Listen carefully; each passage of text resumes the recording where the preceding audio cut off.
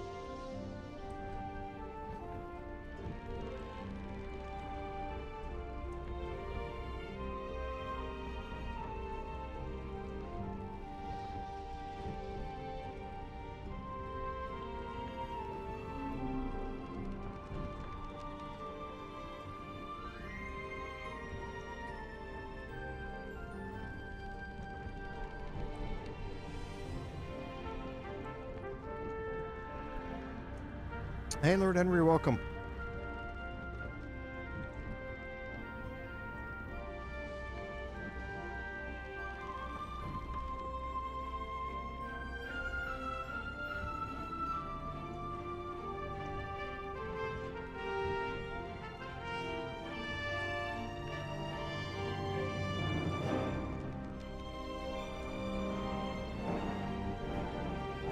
Thanks, I appreciate that. It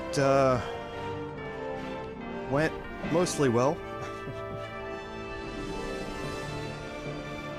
Yeah, I remember you saying in a chat on one of my previous streams that it's very hard to do a perfect run through, and yes, it absolutely is. That was just a flat mistake by my part.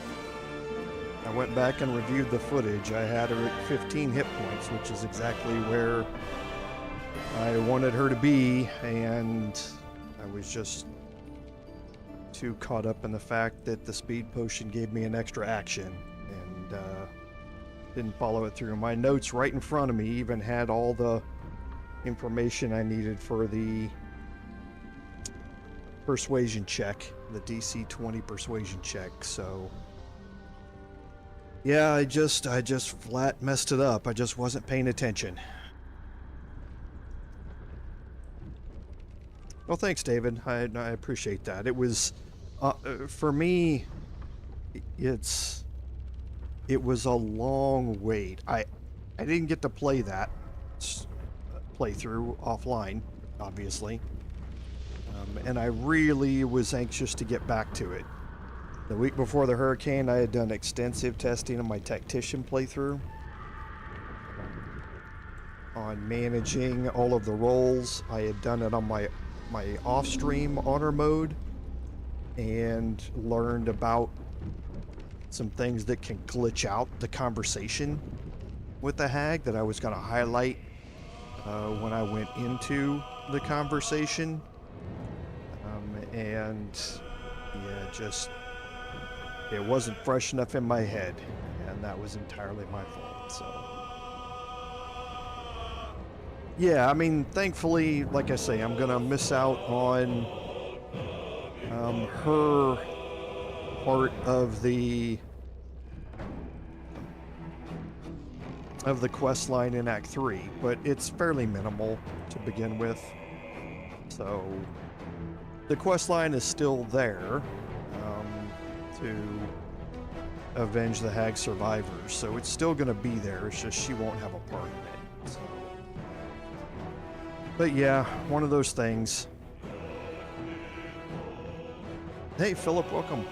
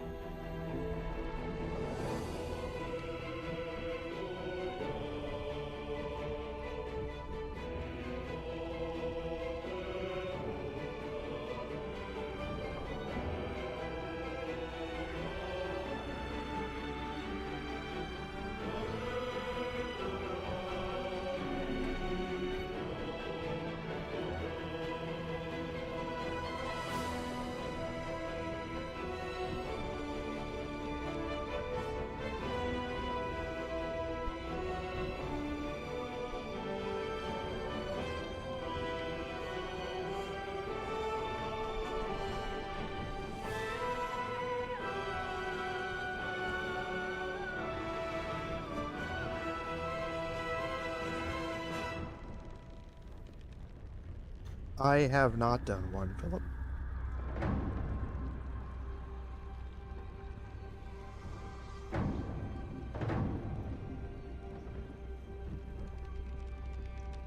Welcome, everyone, to today's live stream, episode number 46 of our Baldur's Gate 3 Paladin gameplay series. I'm Commander Jorval, and I want to thank you for coming along on our journey today.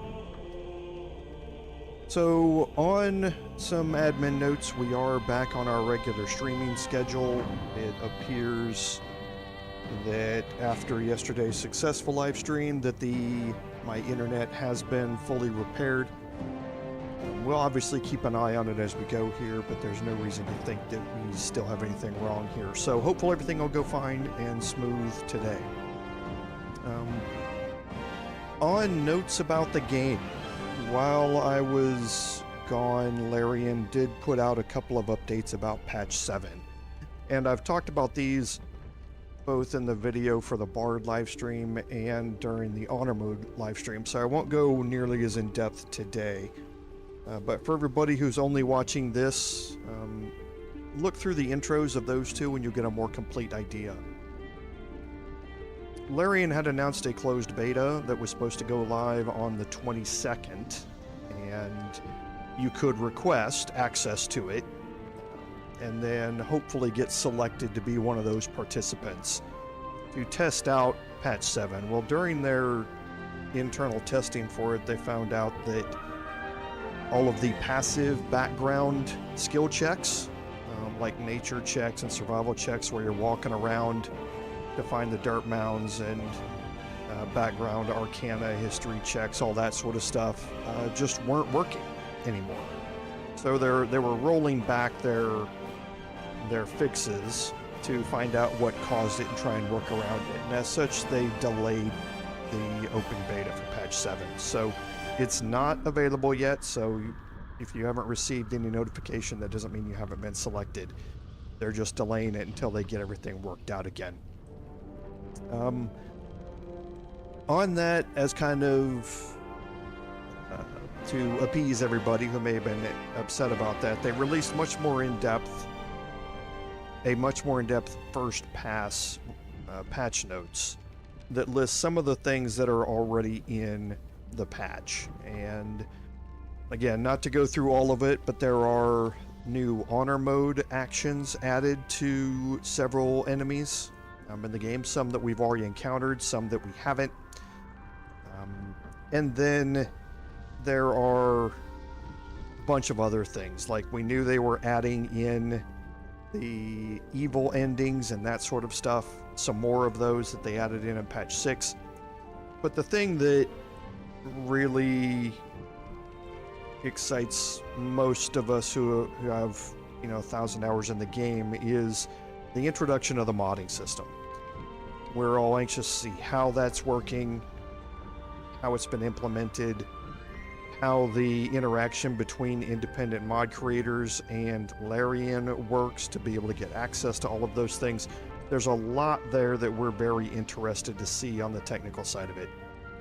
The gameplay is obviously great at this point, but those of us who have extensive experience in the game are much more interested in the modding system, how the new split screen morphing system works, all of that sort of stuff. So keep your eye out for more input from Larian as we go through the next couple of weeks.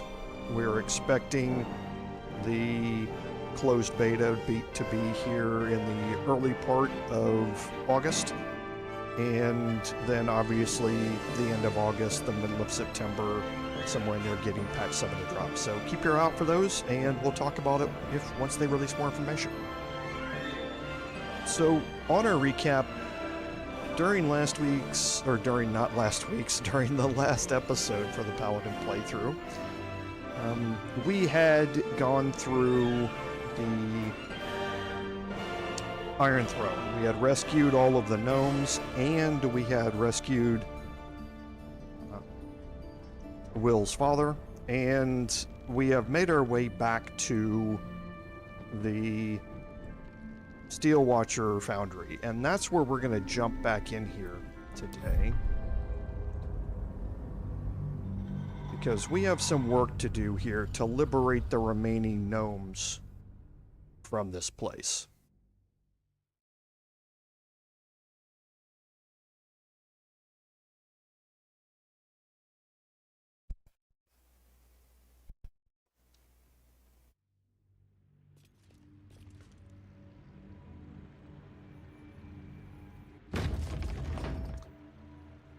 Okay, here we are again outside of the Steel Watch Foundry, and before we go in, you want to make sure that you have a supply of flash blinders. 4 is probably enough. 8 is much more helpful. As many as you can carry is obviously best. But having these is a game changer in here. So make sure you're stocked up on these before you go in here, because you definitely want to have them to help you through these encounters that we're going to get. So now as we look inside here, we can see that there are more Bay Knights here that have appeared. We've killed the last set. A group has obviously come back here and seen all the bodies, and we are going to make our way up here.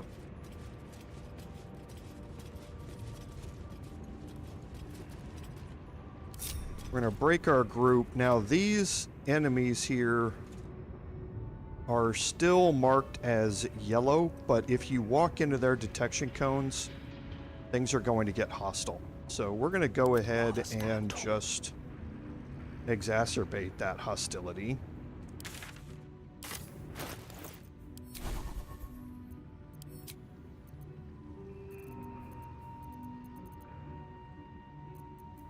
I'm looking to see, so I don't have...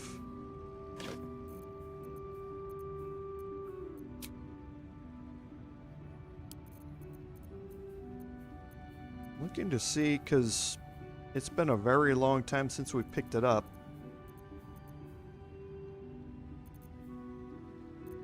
So at some point I don't have the ability to summon Shovel here. That's not necessarily an issue.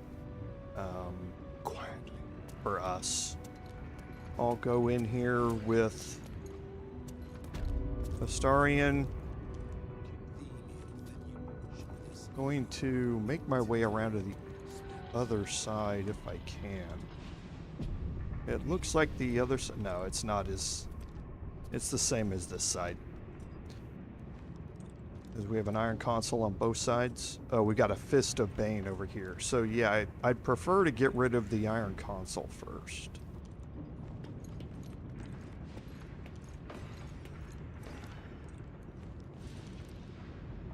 Do I have, how many invisibility potions do I have? Oh, I have a bunch. We're gonna get Astarion to drink this.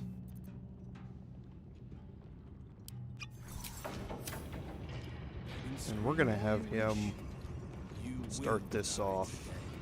I have an idea for a new watch. One that could flatten the city with a Pick to fight. The consequences are hardly surprising.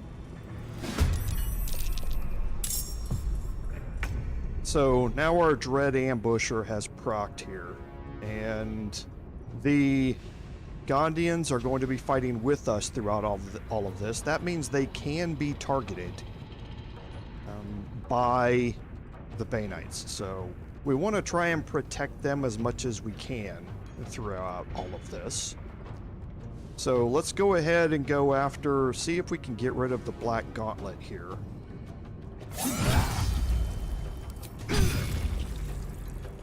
Okay.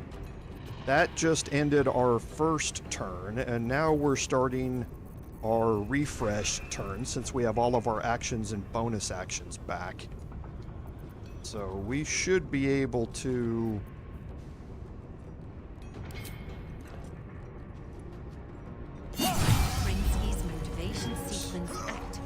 Okay, so we definitely do want to get rid of the motivator, but let's see if we can spend the rest of our turn. We have 3 more attacks here.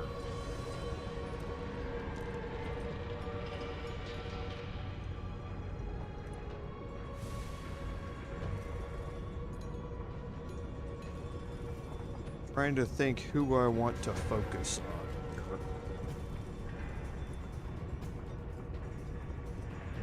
Because I know who I want to get rid of from a detection cone standpoint, but I don't think I'm going to be able to do it.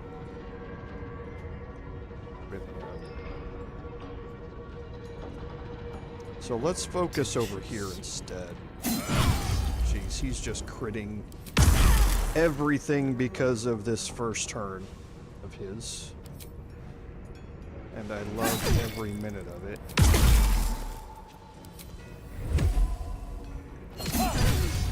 Jeez, he's just so strong.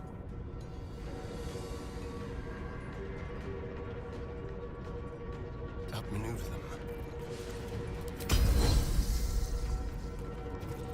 Wait, before we do that... Be subtle sometimes.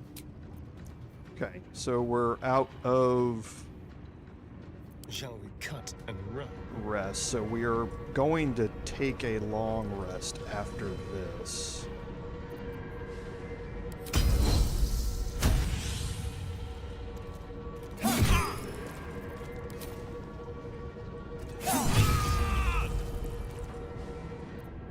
Okay. Secrecy above all. So now we're going to move Shadowheart in here, and we're going to drop a darkness on top of everybody still down there.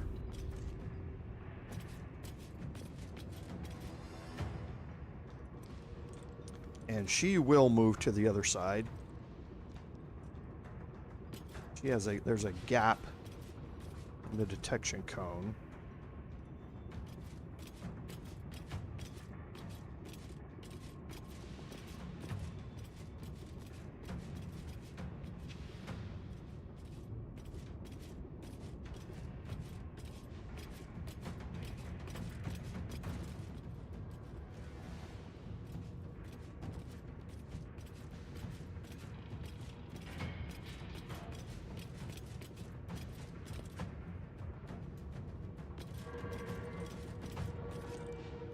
Now let's drop a darkness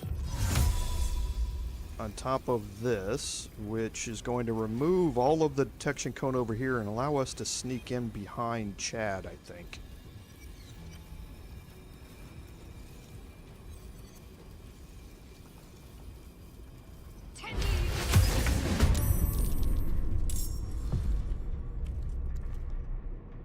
Oh, yeah, we got this Gondian. I don't know if that's going to trigger, though, because he's an ally. I don't know if it's going to trigger this. We'll see.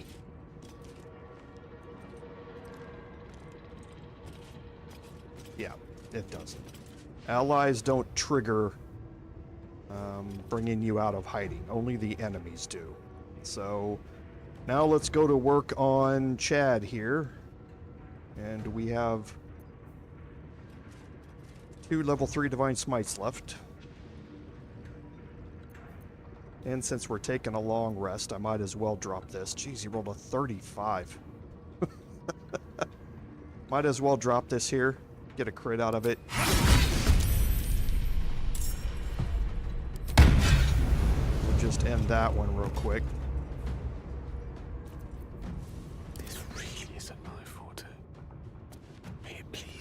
That removes his detection cone entirely.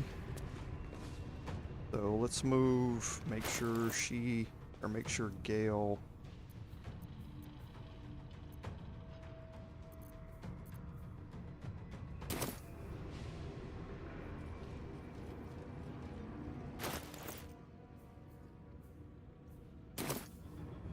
Okay, so let's see if we can move Gale into the darkness here.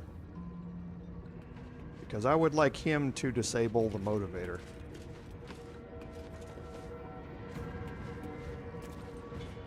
There is a skill check involved in this. Disarmed. A little less of a cheap clencher once you've done it already. So for him, there must not be. I guess for wizards, more intelligence-based casters, there's not a check for it.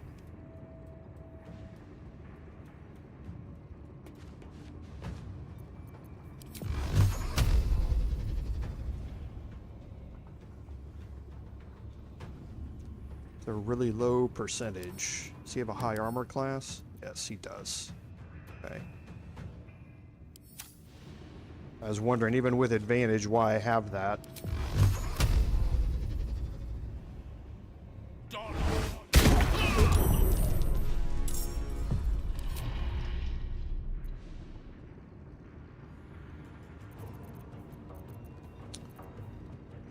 Okay, since we're taking a long rest here, I don't feel bad about using any and all of my spell slots here, so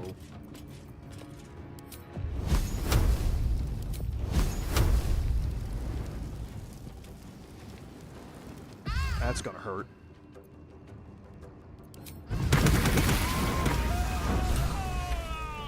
Let's get on with it. These things have stayed interesting. I need a quick word. What happened to Obelia? Is she safe? Hey, Andy, welcome.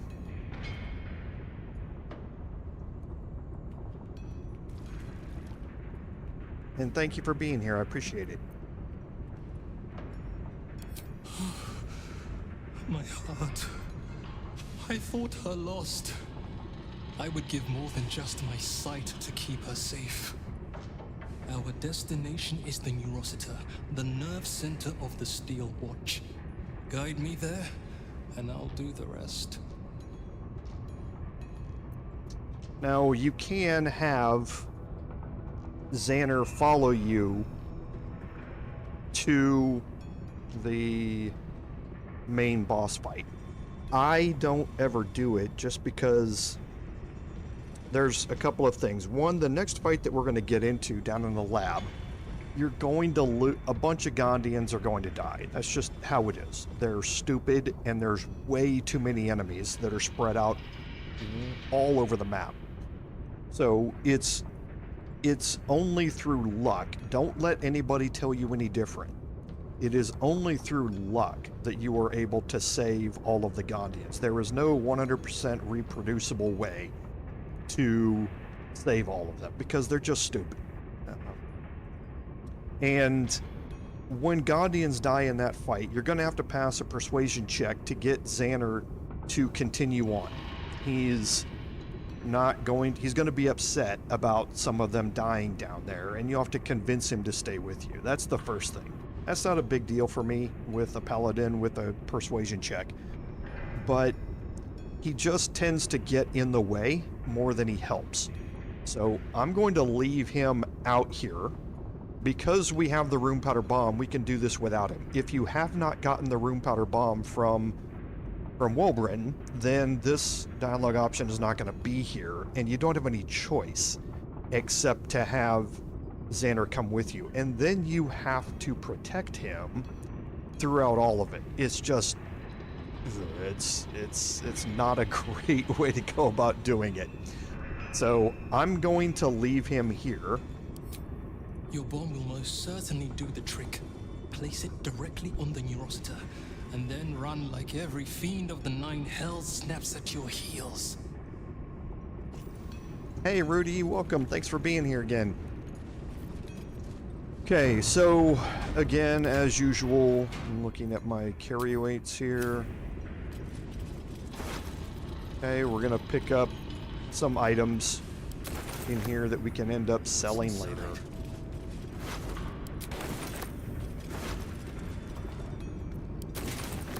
Nothing that we haven't seen before. Okay. And now we can make our way over to where the lab is. Actually, we're not going to, because we need to go take a long rest. So we're just going to walk outside of the back dock here. And we're going to take a long rest. We want to get all of our action economy back. We want to be fully prepared for the next two fights, because they're not... I was about to say they're not going to be easy. The next fight is not going to be easy. The boss fight is going to be trivial. Because of how we've prepared for this. So let's go ahead and take our long rest.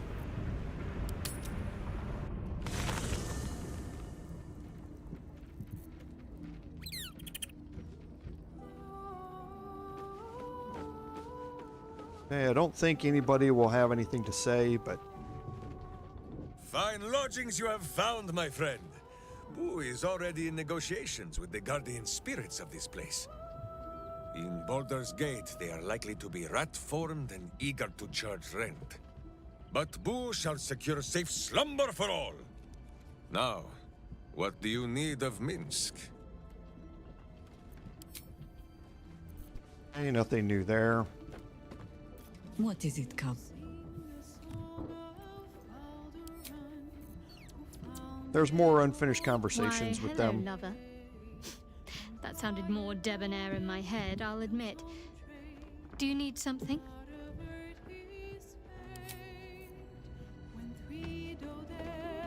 Let's talk. Oakfather preserve you.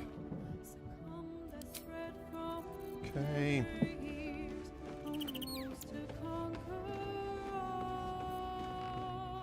Hail!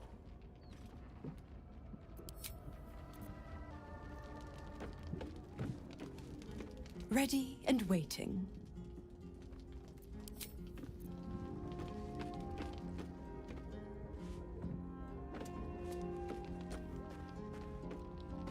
How can I help?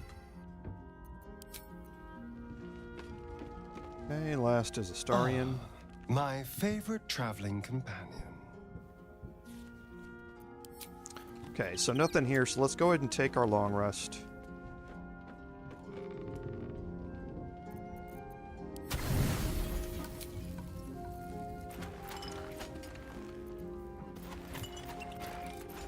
For some reason that was going to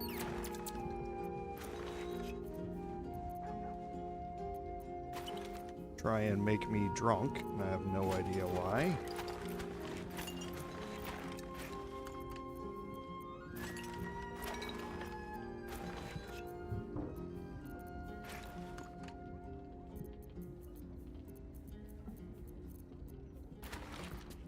Such a weird selection.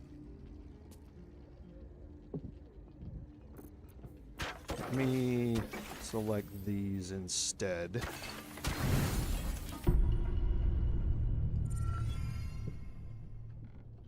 You sleep, but the wicked don't. Someone is here to disturb your rest. Get the hells away from me!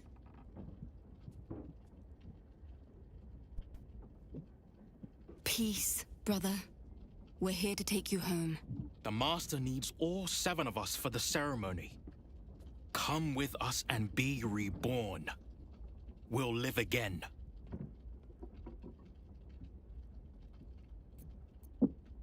The right. The Master needs him. He must attend.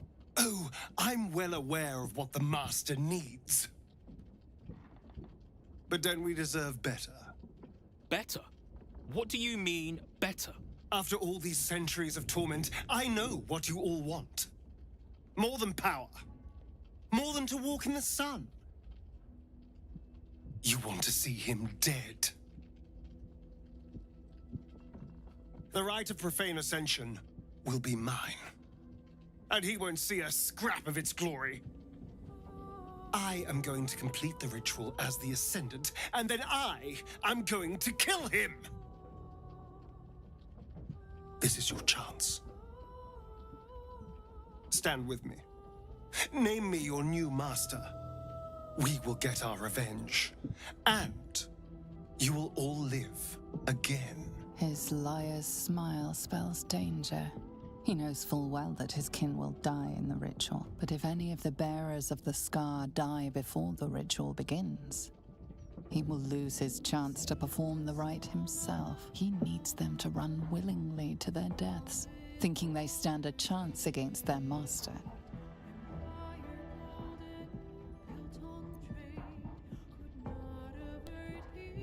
There are multiple ways to play out the whole Astarion questline, which we'll see as we go farther through this. I'm actually, in both of these playthroughs, going to follow through on what Astarion wants out of this.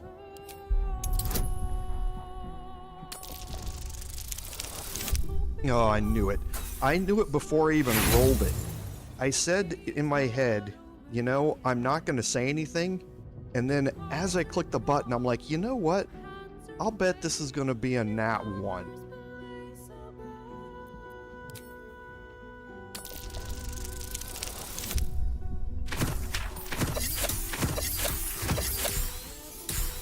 My first one back after being gone for a couple of weeks. So I guess we'll get it out of the way. Petros was right. You've changed. Maybe you could complete the ritual. Maybe you could free us. Perhaps we can get back at Cazador and finish the ritual. The 7 can unite and...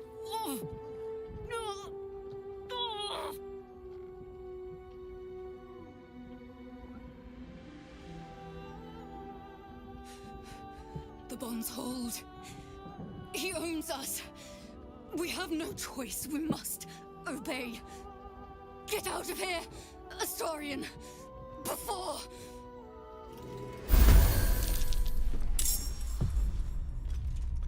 Okay, so the fight, one way or another, here is inevitable. You're not going to be able to get out of it. But let's see how much damage we can do here while we're starting off. Now, this fight is going to be 4-on-4. Your other party members are not, for some reason, here. They've all slipped out for a late night snack somewhere and left you all here conveniently to fight this. So let's go ahead and jump through this now. Need to stay focused.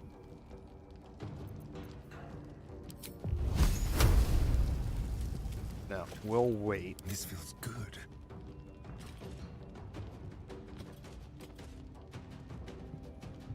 Make it hurt.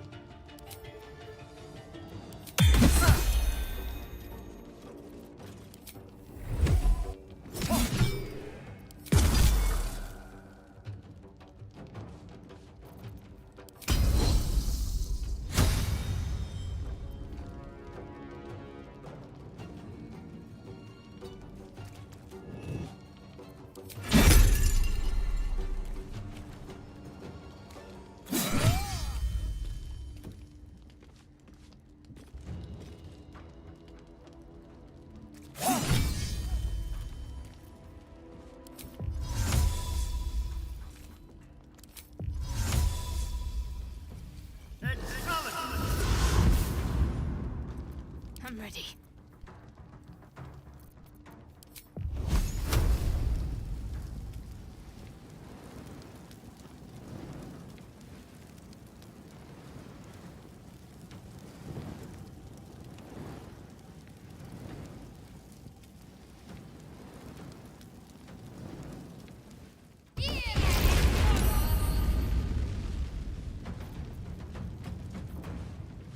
Time to kill.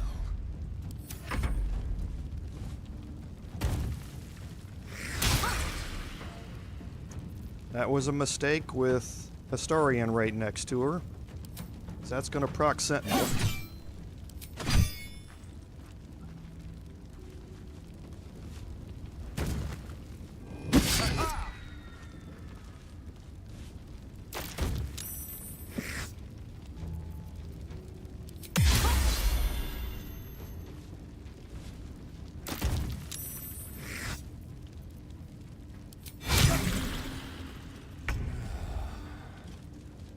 Alright, so Gale can actually move away here. Well, yes, without without getting an attack of opportunity.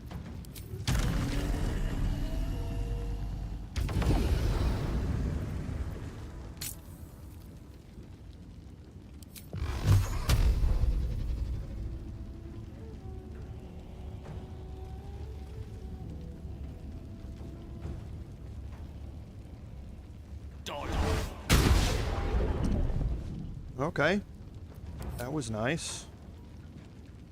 Rolled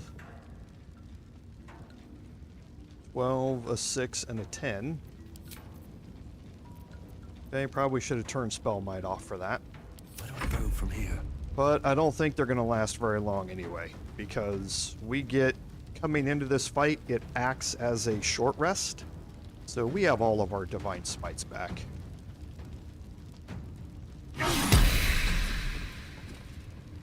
At the ready.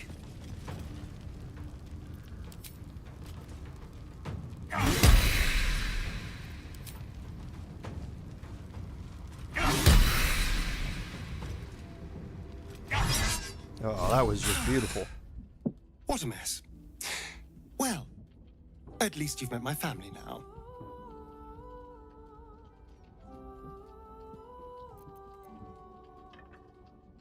He wouldn't throw away centuries of planning on a scrap like this. They were pulled back just in time. He will be furious. And he'll be even more furious when I get to that crypt and stop him. For what it's worth, thank you. No matter what happens down there, you helped me stand up against him.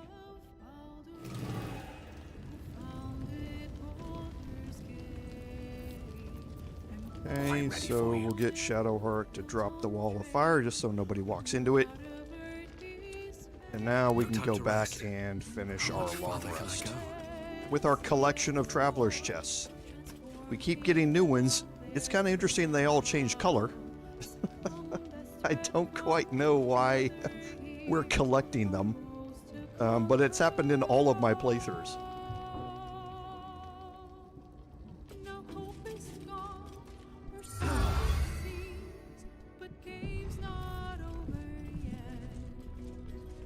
Okay, so our Paladin needs...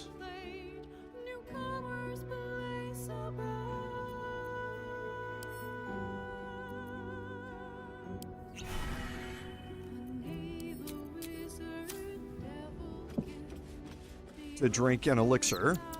And now we'll get everybody positioned. I'm gonna remove Something's on my Gale. mind. This vessel is at thy disposal. But the vessel only stares blank. This... Move my Paladin back here. What am I to do? Bring Shadowheart over I here. must keep going. And then have Zenith get ready to cast it.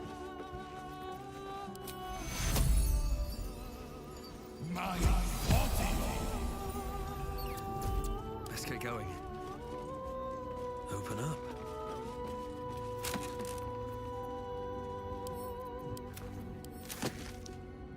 And now I'll bring Gale back in the party. Not the kind of excitement I usually enjoy being woken up for. Still, better than not waking up at all. Or waking up as something else entirely. Would that I could. But you're on to back in the thick of... And let's check in with Astarion. Ah, my favorite traveling companion. Okay, nothing there. So we'll go ahead and leave camp now.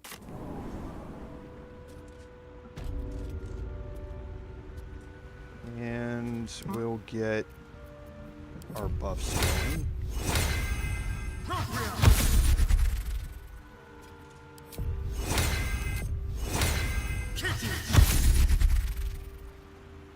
Salutations. Need to have Gale first with the Drakethroat Glaive. Make sure he's got it equipped. He does.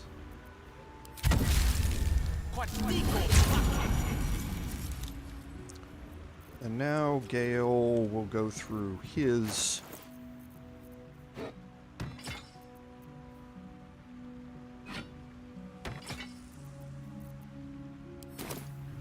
buffs here.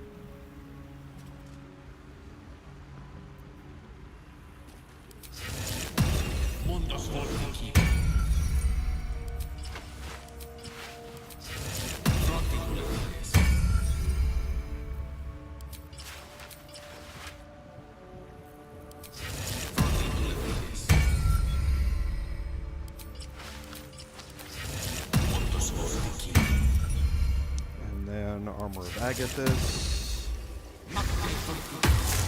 Take him to 15. Okay, everybody else.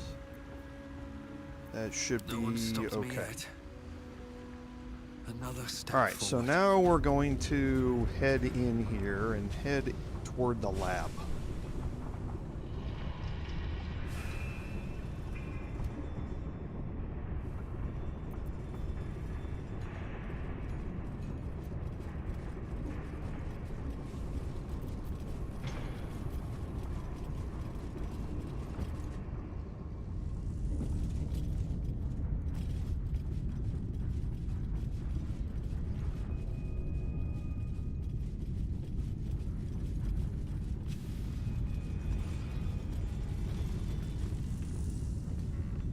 Okay, now going into the lab is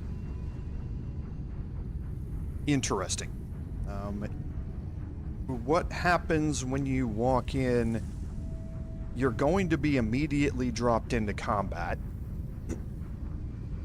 If you go in there in hiding, as all of your party group together, you take up too much space, and one of you will end up in the detection cone of somebody, and you will be brought into combat.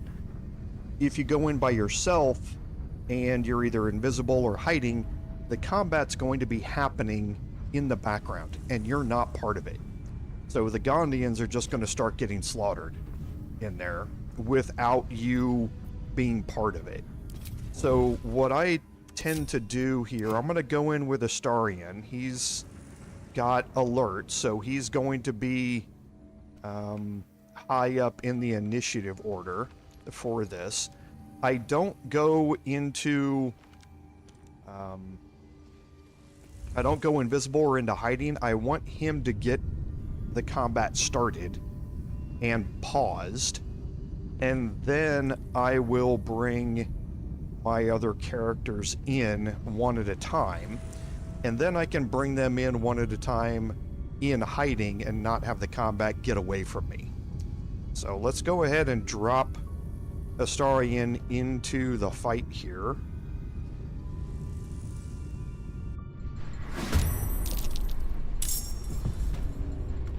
Okay, and there's the initiative, and you can see how the detection cones come all the way up here.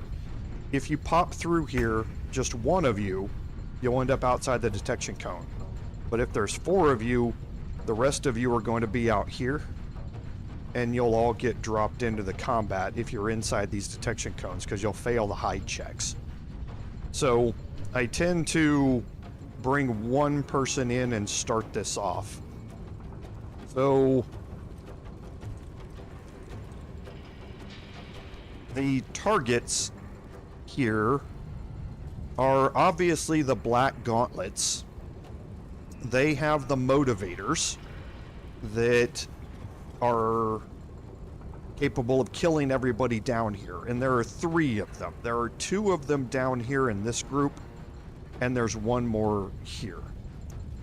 As far as the rest go, the Fist of Banes are okay. They tend to buff other people up. It's the Iron Consuls which really do a large amount of damage.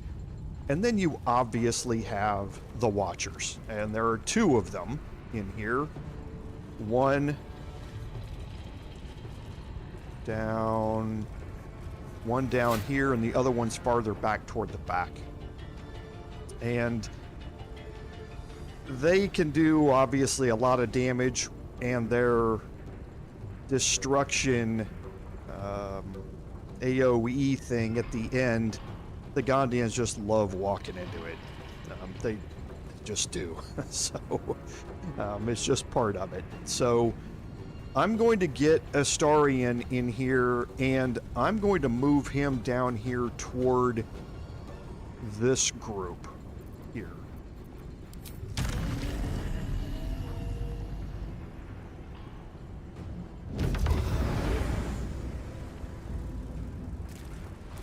Okay, now the Black Gauntlets can also cast Hunger of Hadar, which obviously is not good. So let's go ahead and get this started.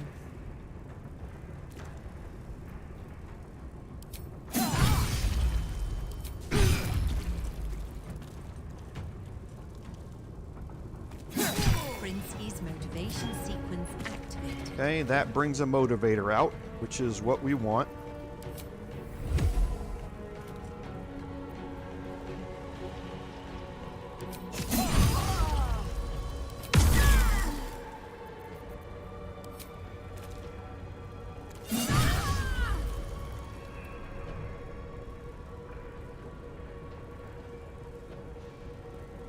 I'm thinking.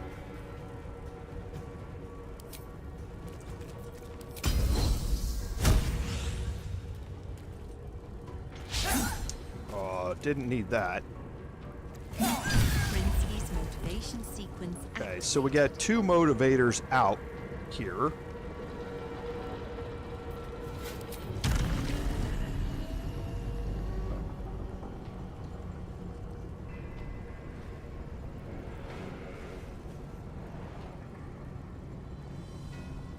gonna try and get here and see if I can proc Sentinel.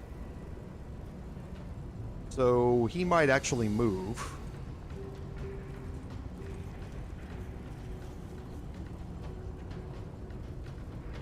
Actually, I think I'll just move to the other side of this group.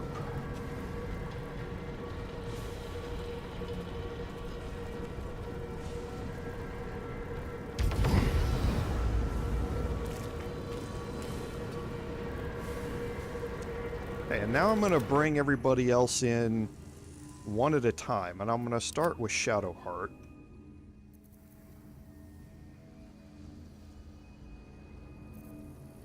I'm going to bring her in hiding. Because when she comes in, she's not going to be in a detection cone. Hey, Ham, welcome. Thanks for being here.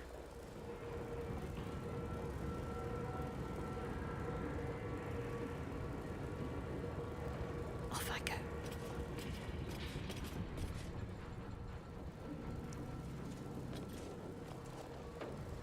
Okay, so let me check something here.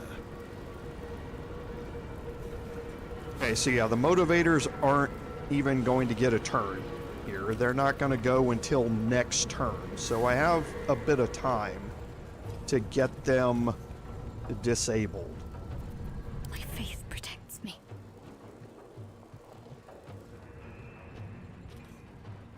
Onward.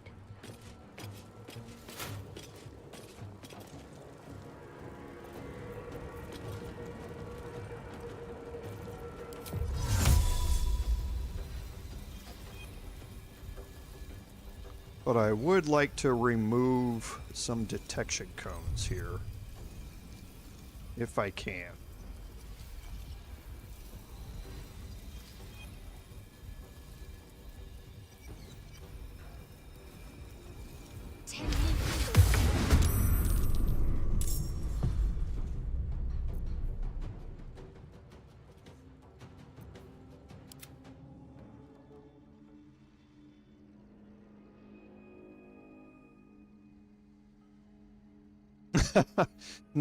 No worry, Broski. Thanks for stopping in. If you're wanting to avoid some spoilers, I certainly get it.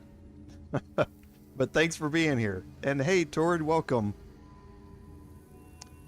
Okay, so now for me, I'm going to pop Shield of Thralls here. This is something new that I picked up when we went through and used a bunch of our tadpoles during our last episode. This is going to give me a shield with 10 temporary hit points. Once they're lost, it bursts and it possibly stuns nearby enemies. And this, it lasts until long rest. It's not concentration based or anything like that. And you can refresh it after a short rest. We're definitely going to be taking a short rest after this. Okay. Can't risk being an So now we'll go back into hiding and we will head into the lab as well. Okay, so that removed a bunch of detection cones.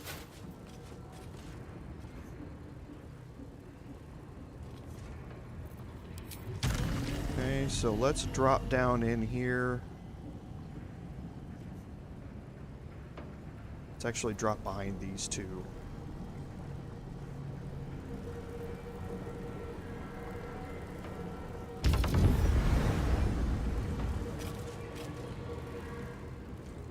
And let's see if we can get rid of the Fists of Bane here.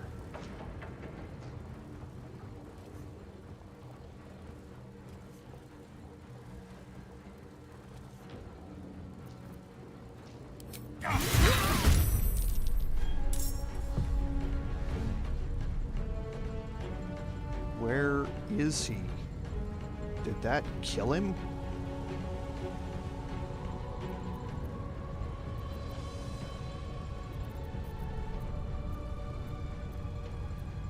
Oh geez, he's dead. Oh, wow.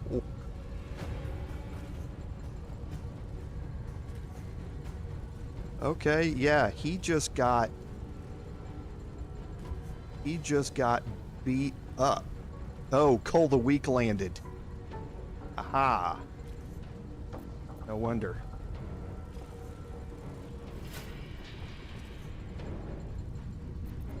So Cole the Weak, remember, actually we can't see it here. We might be able to see it here. Yeah, we can't. Cole the Weak. Well, actually, we'll go over it here in a minute. But basically, when I killed him, everybody around him took that psychic damage from Cole the Weak. I took his hit points down enough that it got to be less than the number of illithid powers I have. That immediately killed him, and it let out a shockwave of psychic damage all around him. So I didn't bring his hit points all the way down, but I brought them lower than the number of tadpole powers I have, and since every one of them is here, I think it's like 22 or something like that. If you drop their hit points below that, they're going to die. So that's what procced there.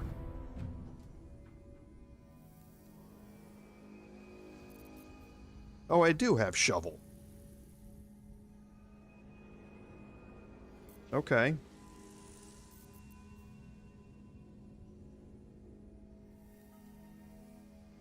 I'm wondering why it's here and not listed as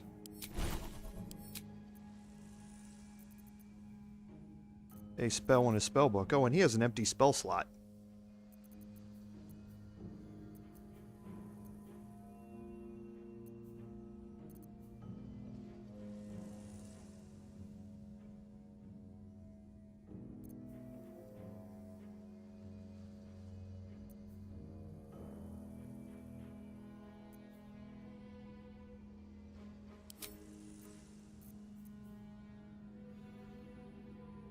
I'm just looking through the list here.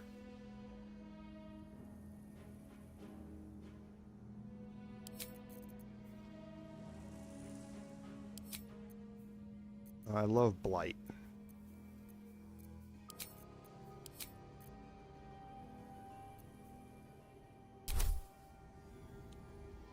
Yes, of Okay, course. now we'll bring Gale in here.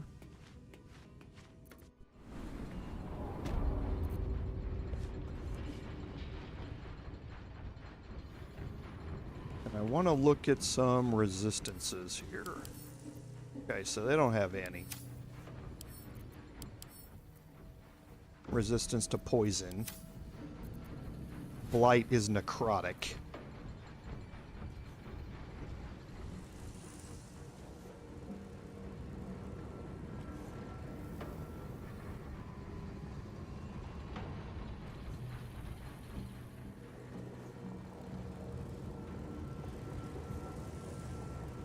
I think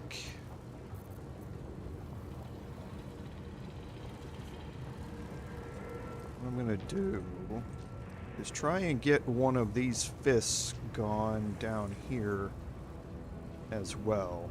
The problem's gonna be line of sight.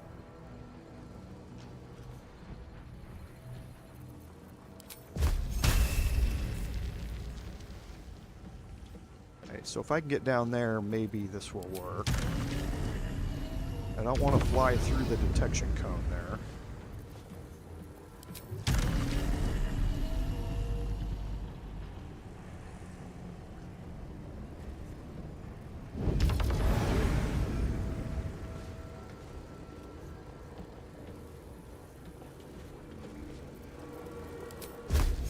Can I cast it from here?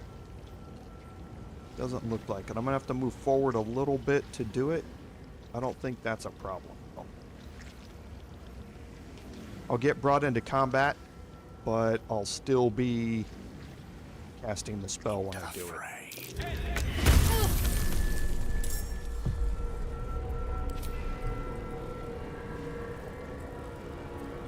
Okay, so now we're gonna suffer through two of the Steel Watchers, both going after Grindo here, probably. Okay, he's moving forward.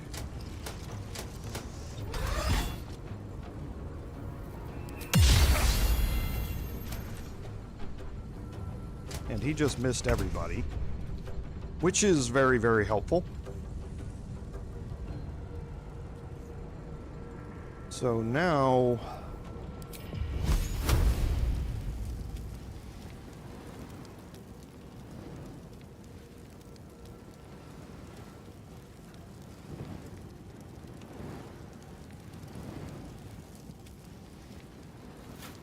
something's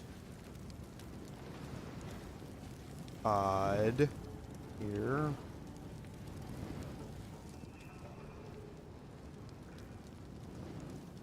Those are highlighting, but the ones in darkness are already highlighted just because they're in the darkness.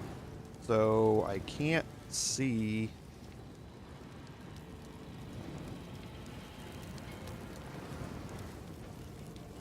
where this is going to land.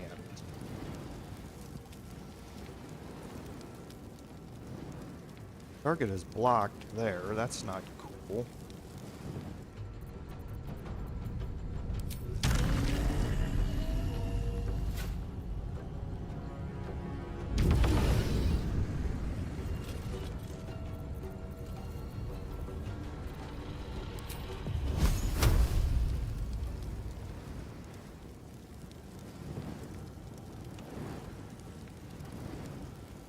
Okay, I can see...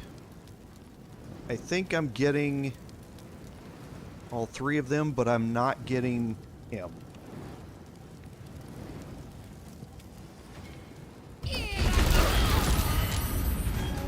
That lit my blood on fire.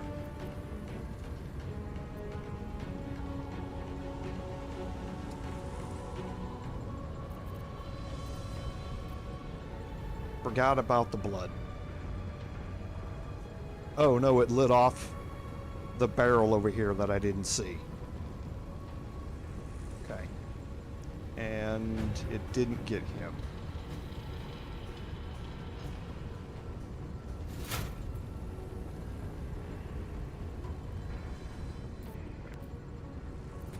So don't need it anymore.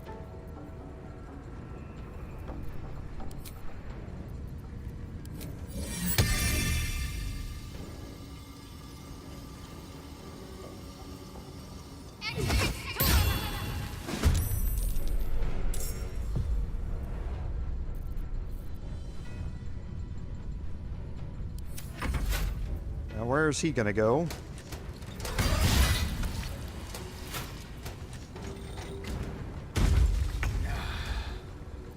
Okay. So, where are we at on these? 33 and 31. Let's see if we can clear them out.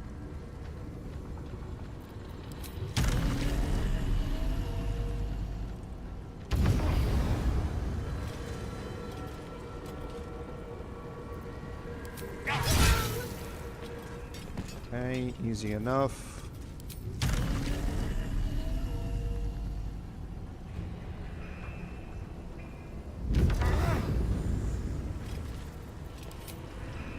Nope. This should kill him.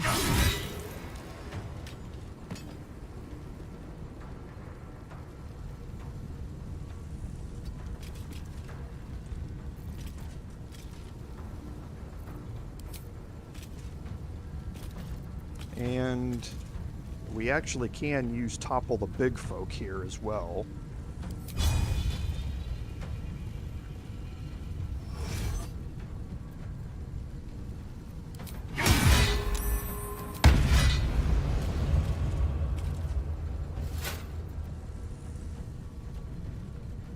Death is but a word away.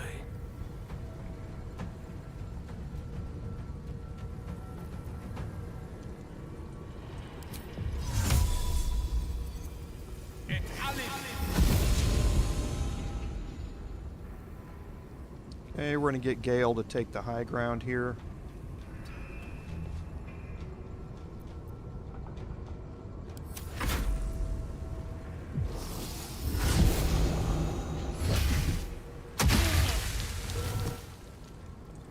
Nice, he got a kill.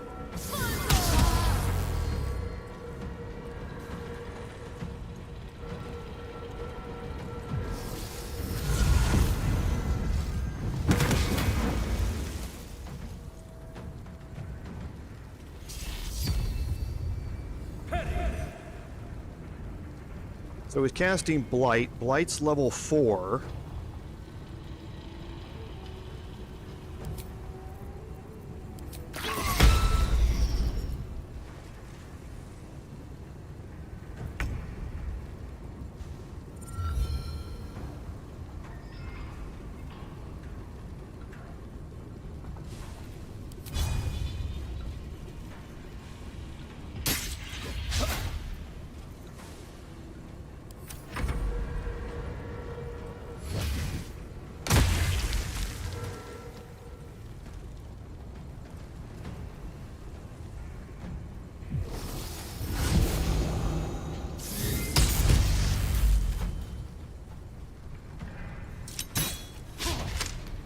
Please, keep attacking me.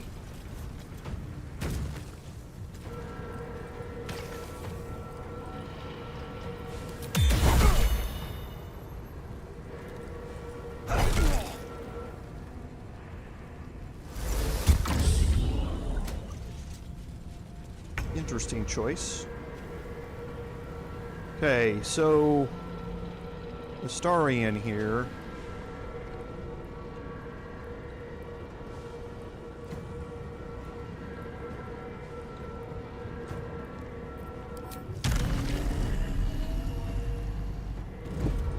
Would like to get rid of him, but I'm not sure if I use my action if I'm going to be able to click the motivators. At the end of this turn, the motivators are now going to go off. You can see they no longer have the hourglass over them.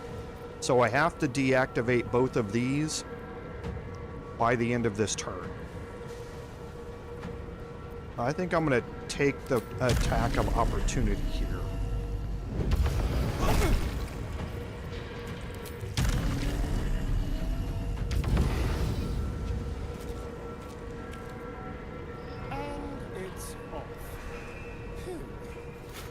Okay, so yeah, it does take an action to be able to deactivate them. So now I'll move back in here and use my bonus action.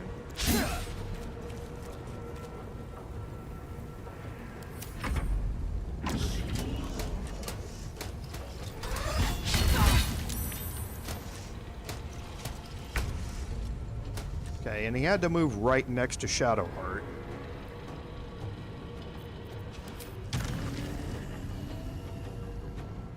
Because this could maim her and lock her in place if it hits. Okay.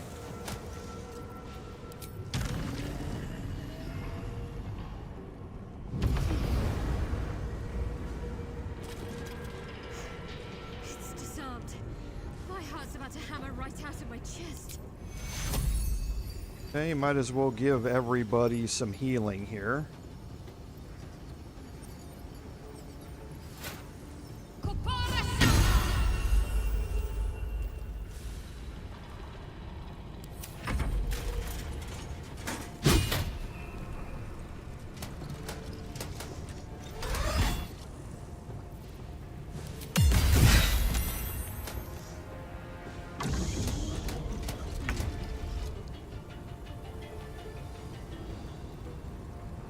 Okay, so maybe the Black Gauntlet here will stay occupied. I seriously doubt it, though. So Gale can fly back down here to get the next motivator if needed. I think I'm going to continue. Let's see if we can clean up this Fist of Bane here. We probably can. This is going to give me a bonus action attack, which I can then go after the Hellfire Watchers. So do that. That gets my Great Weapon Master bonus action here. These boots have seen everything.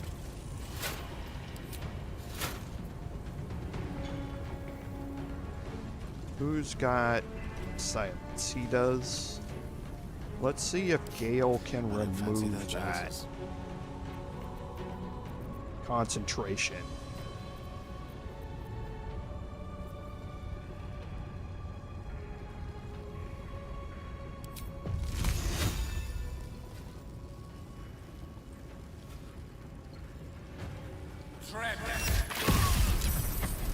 Okay, so that drops silence.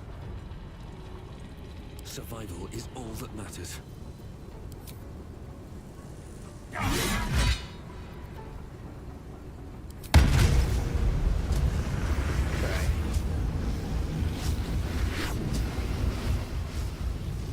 So the two Gondians that are in here, they're prone. Oh, one's maimed. So he might not make it out of this.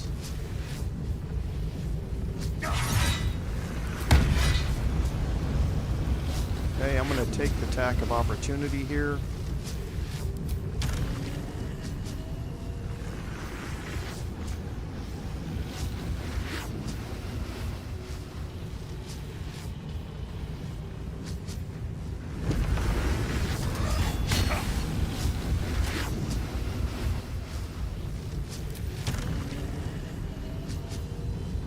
Let's see, at 105.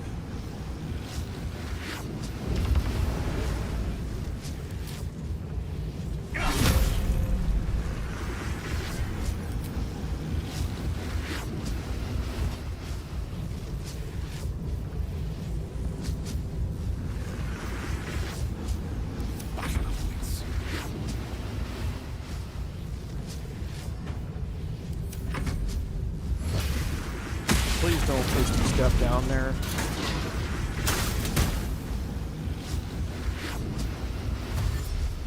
Princey's motivation sequence activated. Okay, so he dropped his motivator back here.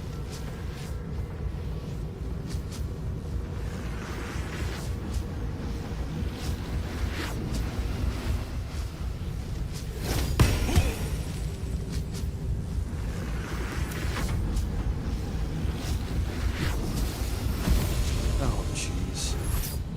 See, he just stepped right. He's about to damage another one? What? See, he misty stepped right into the explosion radius. But what is he doing here? About to damage Shadowheart. Thank you, idiot.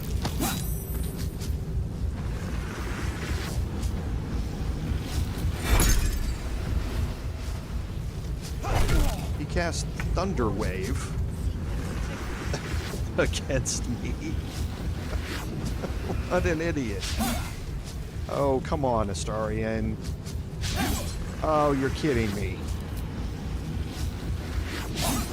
Wow.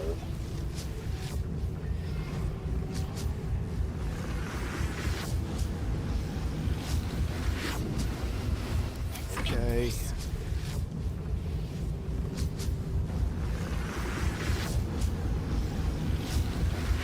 He actually killed Offred with that Thunder Wave.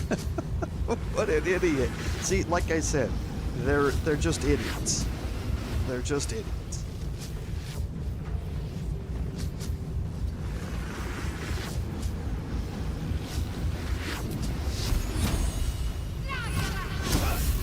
Wow, I just can't hit this guy. I mean, I get he's got an 18 armor class, but still.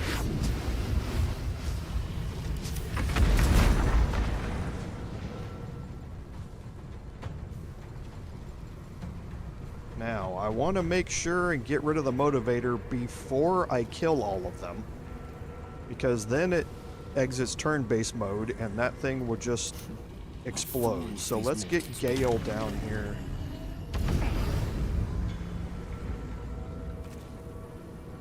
Done. To turn it off. Probably doesn't have enough to get back up. Oh, he does. No choice but to keep going. Now this guy's dead.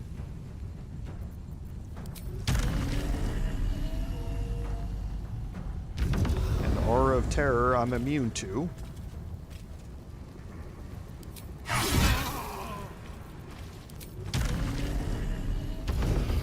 this guy's dead too.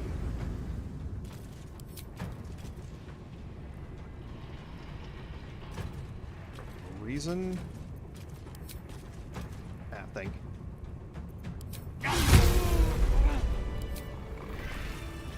Okay. So I managed to keep 3 of them alive out of the 5, and one of them got killed by his own guy, so I'm not taking credit for that.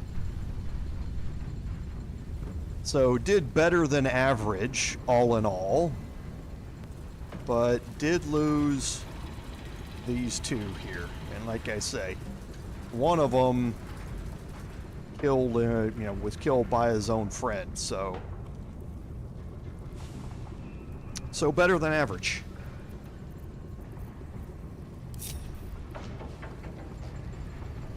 And where are we? We'll get... I'm ready. Whatever it takes. Actually, no, we'll do it here. We're just gonna go, again, pick up everything.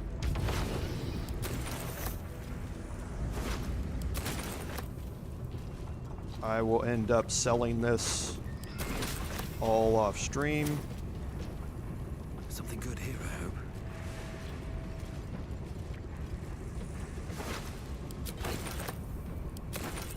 Okay, so that's it. So let's put all this in a trash bag.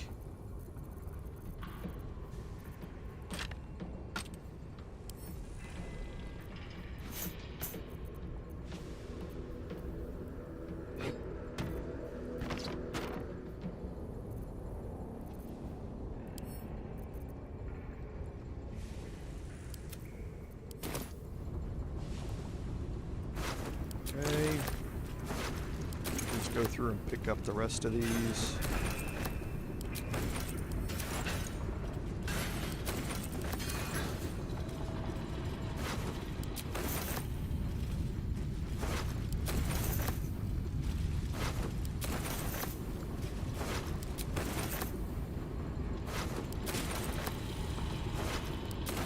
Again, there is probably 5,000 worth of gold here in this. So we'll send another trash bag here.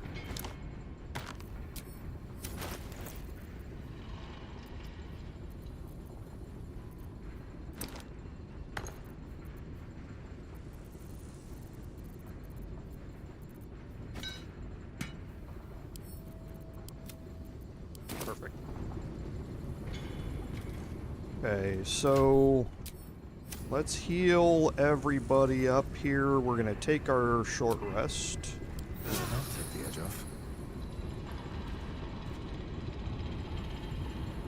Okay, and now we're going to head into the main area here. There are some other locations, since we didn't explore this area completely, and it is really raining outside, so if you hear anything in the background, sorry about the noise. Keep your distance down. Should be easy. Actually, I don't think you need to. Yeah, that's the metal crate key. I'll just help myself. Okay, elixir of psychic resistance, good, and a supreme healing potion. So you can feel free to explore the rest of this. There are other things that you can look at up here. You can get more lore behind the Steel Watchers and how they operate. Basically, they're using human brains to operate the Steel Watchers. Okay? That's why when we go in here in a second, you can see it talks about there's a book here and there's a brain jar with a brain in it. And this is what gets put into the Steel Watchers to make them work. And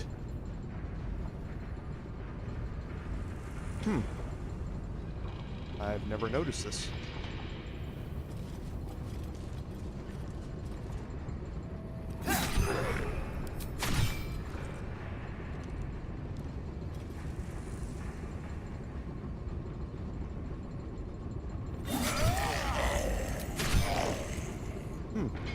Interesting.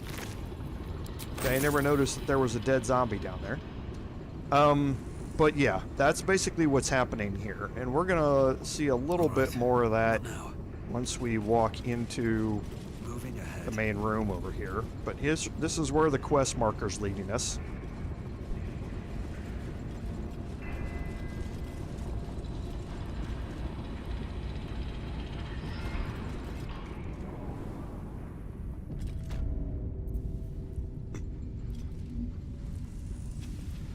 So inside here, you can see that there are various brains in jars inside this room. And these are all controlling Steel Watchers somewhere. So you can actually disable these here. You can leave, and you can go see the Steel Watcher that it was corresponding to out in the lower city, laying on the ground, non-functional. There are 6 of them in here, I believe. Yes.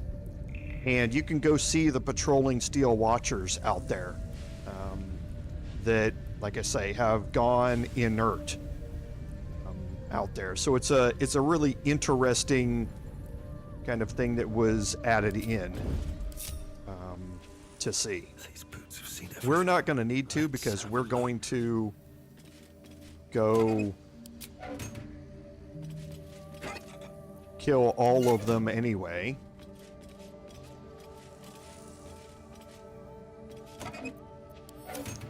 But you can, like I say, destroy them in here. I mean, I guess I might as well.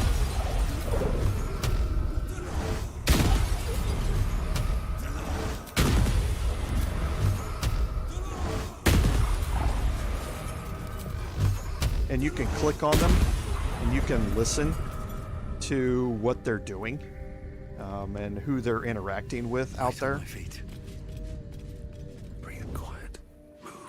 Okay, so now I'm going to move in here. Now, it's highly unlikely that I'm going to gain a good initiative roll here.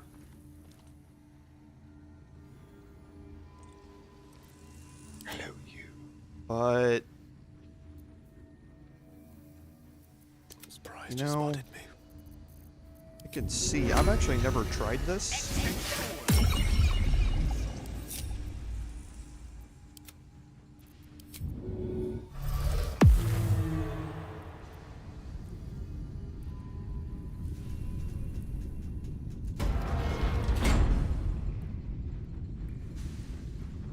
To see if I can get a surprise round out of this or not. So inside this room, you're going to encounter the Steel Watcher Guardian. Okay, and here the 3 Steel Watchers have spawned in. There are 3 Hellfire Watchers back here. And then the Titan is underneath here, and he's going to pop out when you get close. Okay, or when you trigger combat, and that's interesting to know if I could go all the way around and trigger combat from the back. I don't know if I can. I'm going to just test this while I'm here. Might as well. It looks like I can stay far enough away from there to not trigger the Titan. But I don't know if I'll be able to get an attack on this guy or not.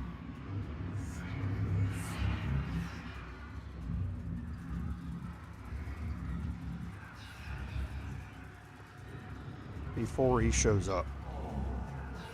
So let's go ahead and attack this and see if I can get a surprise round and see if I can bring out the Titan.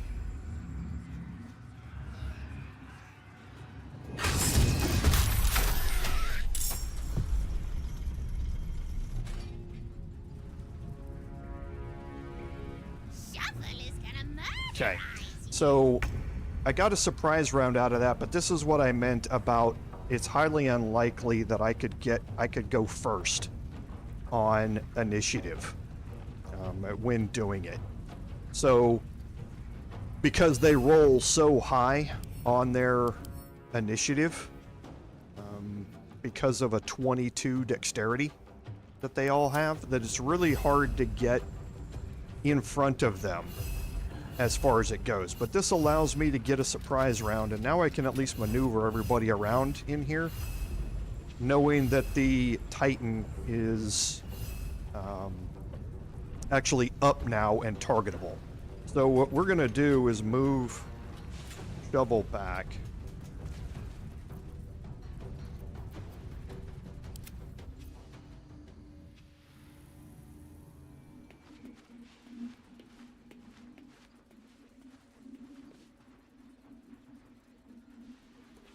Forthwith.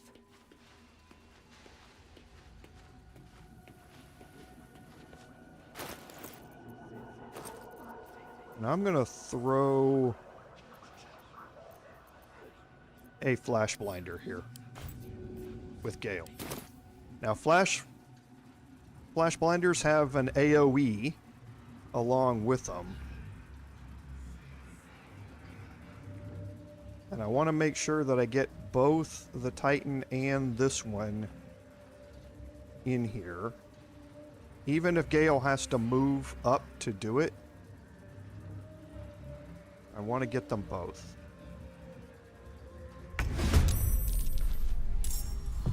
Okay. Fine. I'll just move up here and do it. That was something weird. I have no idea what happened.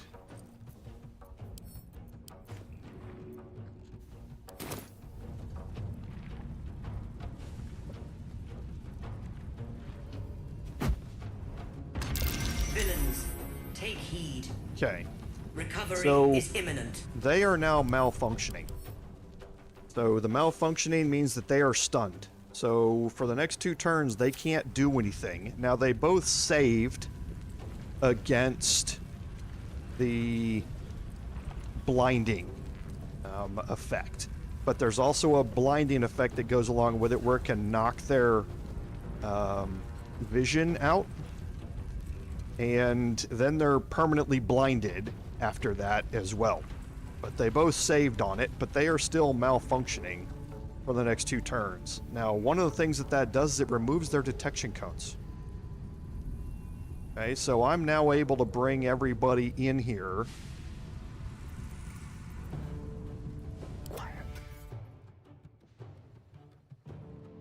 Move unseen.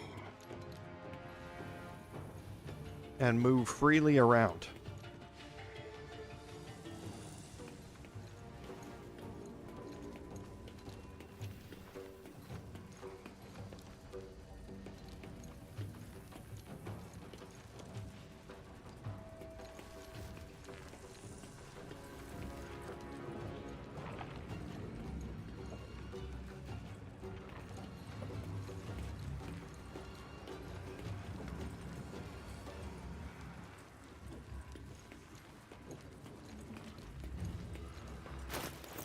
Now Astarion, going to throw one.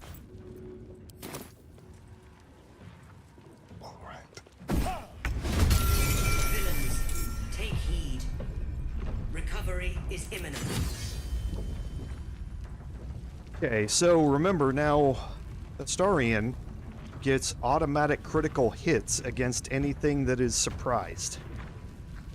Okay, so now that his turn is reset and this one's malfunctioning, I have an increase or a decrease in his armor class, so I can hit him easier. And I'm gonna go see if I can't just do as much damage as possible here. Come on then. I don't think Withering Cut's gonna work. Oh, it does. Okay.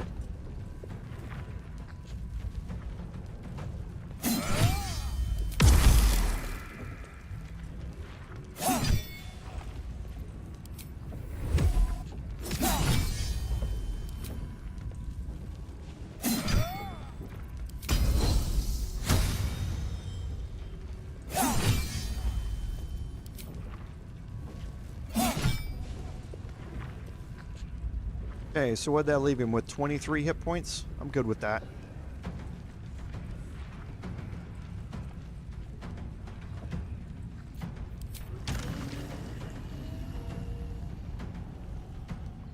So let's try and get him out of here.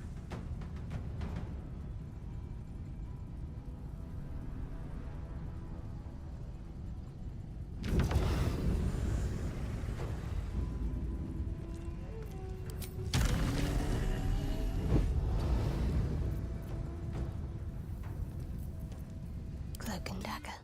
My I'll bring Shadowheart in.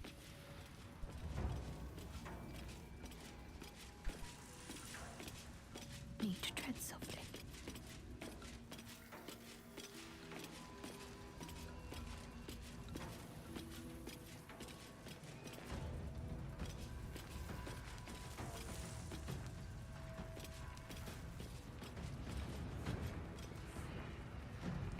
And we're going to have Shadowheart deal with this one.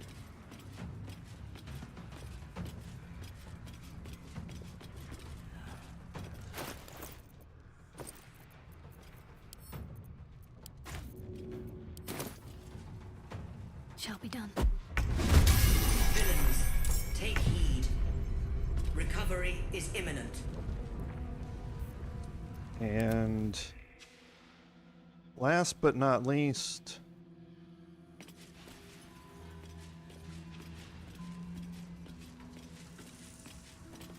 On my way. there's no detection cones left anywhere on the map now. Because they are all malfunctioning. So I'm going to go take this one out.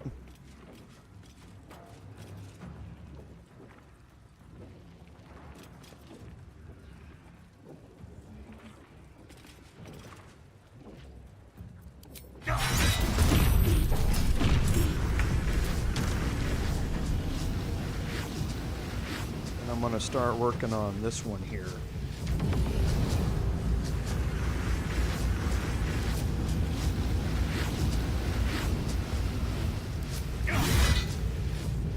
Not going to Divine Smite.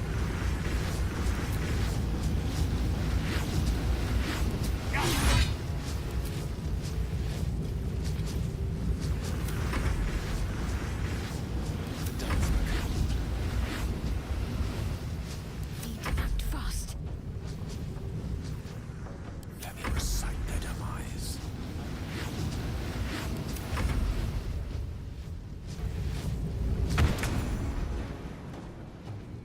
Okay, so now next round, and again, the Steel Watcher Titan is malfunctioning for this turn as well. So he is not going to be able to do anything, but then again, so were both of these. Now I can refresh this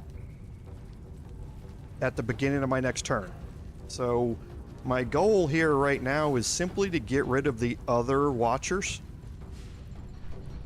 And then I can keep the Titan locked in place and just beat him down at the end after we're finished. So he's encrusted with frost.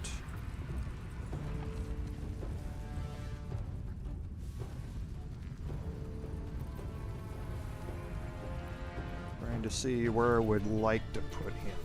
Put Gale.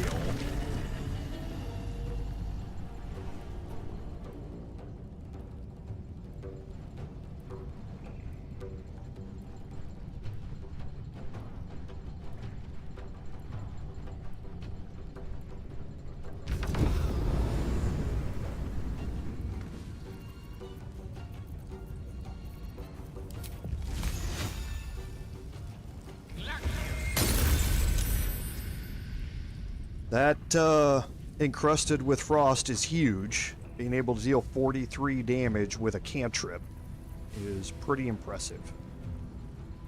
Okay, now I'm going to have to... These two Steel Watchers,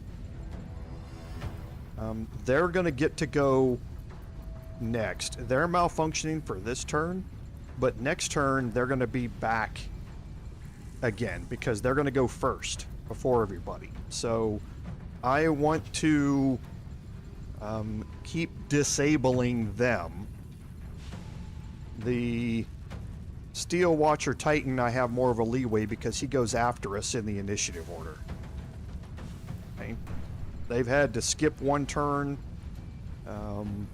already, and actually I'm trying to remember, see how that numbering works, because I did it last turn and they had 2 turns, so they should be still malfunctioning again on the start of the next turn. I'm going to take a chance and not do it.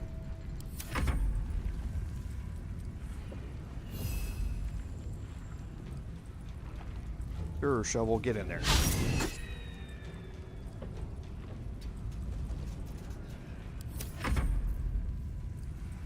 Okay, for Astarion.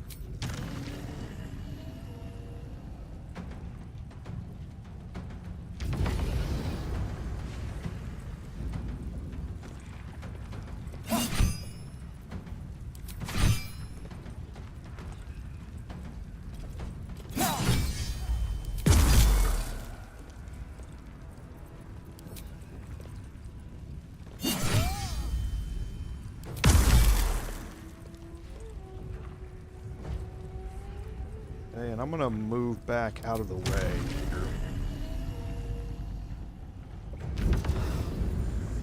I can't even catch my breath.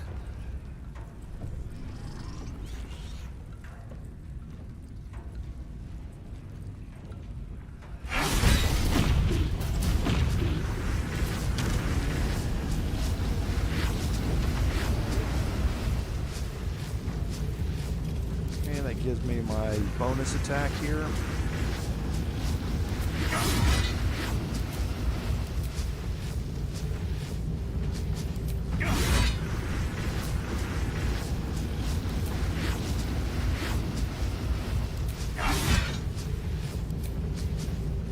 Okay.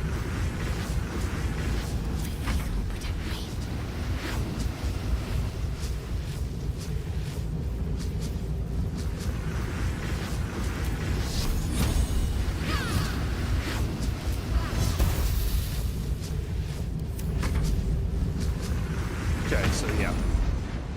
I was right. So now they are back to normal here. Okay, so I definitely want to... So the Steel Watcher Titan has burned out optics. Okay. So his targeting lenses have been distorted. He gets a 1d6 penalty to attack rolls, which is really nice because he's attacking with strength and he's got a +6 to strength. So right now his bonus due to his strength is pretty much negated because of the burned out optics that he has. So let's go ahead and see if we can get rid of this Watcher and also disable the Titan again. So I'm actually going to have Shadowheart do this.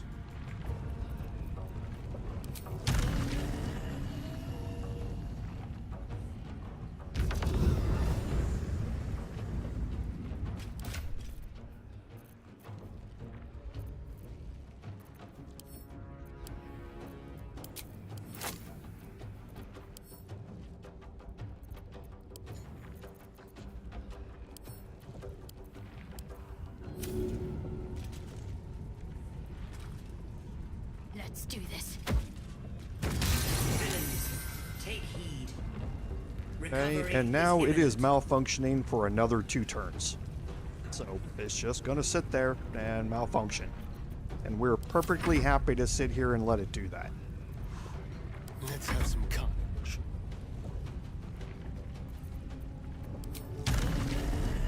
How much movement is this going to take? That's fine.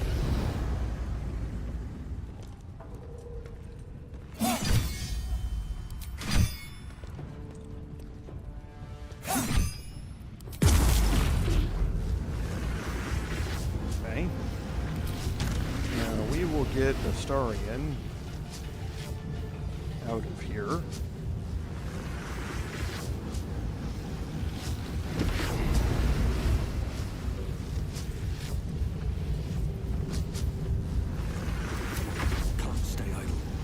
Paladin can immediately get out of here.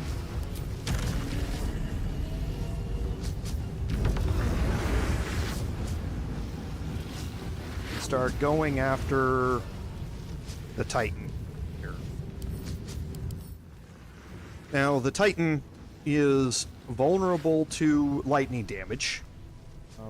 It also can't be banished or removed from the material plane. It has magic resistance, so it's got saving throws against spells. Against any target that is prone, restrained, or maimed, which are all byproducts of the Steel Watcher attacks, possibly, he can do a multi-attack, and that multi-attack is devastating. I mean devastating. It can one-shot you if it hits. It's really bad. He also has perfect sentry and that he can't be surprised, so that's why when that first round popped up, he was kind of out of the combat when it brought him up out of the floor, which was what I was trying to do with him, was not give him a turn. And we were able to do that by attacking with shovel instead. So 16 armor class, so he's but he is stunned right now, so he can't take any actions, bonus actions, or reactions, which is all important. And he doesn't have any radiant resistance either. So I'm going to use my bonus action here. And use Inquisitor's Might.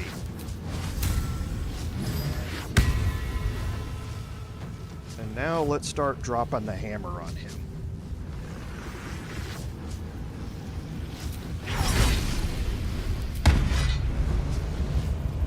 Okay, we'll might as well use Topple the Big Folk as well.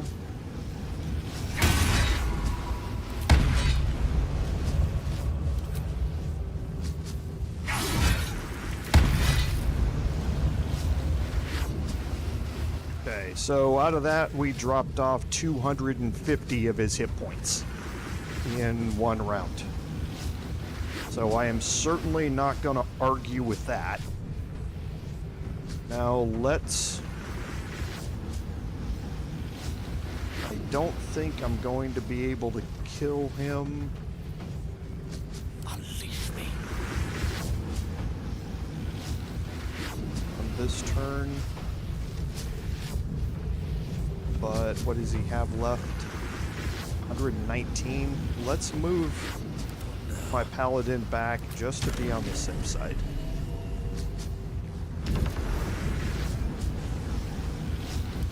I don't think I can do that much damage here.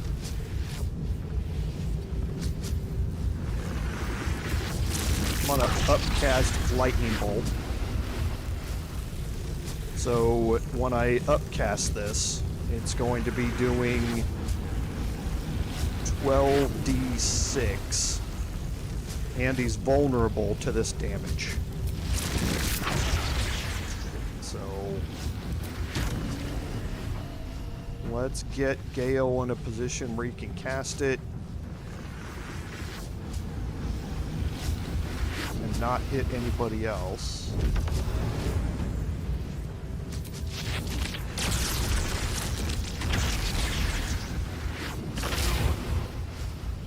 And we are actually going to kill him, because this is going to max it out. This is going to cause max damage on his lightning bolt. So it's 12d6. So 12 times 6 is 72 times 2. He's going to do 144 damage with this lightning bolt. Okay, 120. So it didn't... I guess it must have already calculated that into the upcast instead. So the 10d6 was... yeah, that makes sense. Yeah. It was already calculated into the total. So, but yeah, 120 damage there. Ended him. Gale's outside of the range of this one.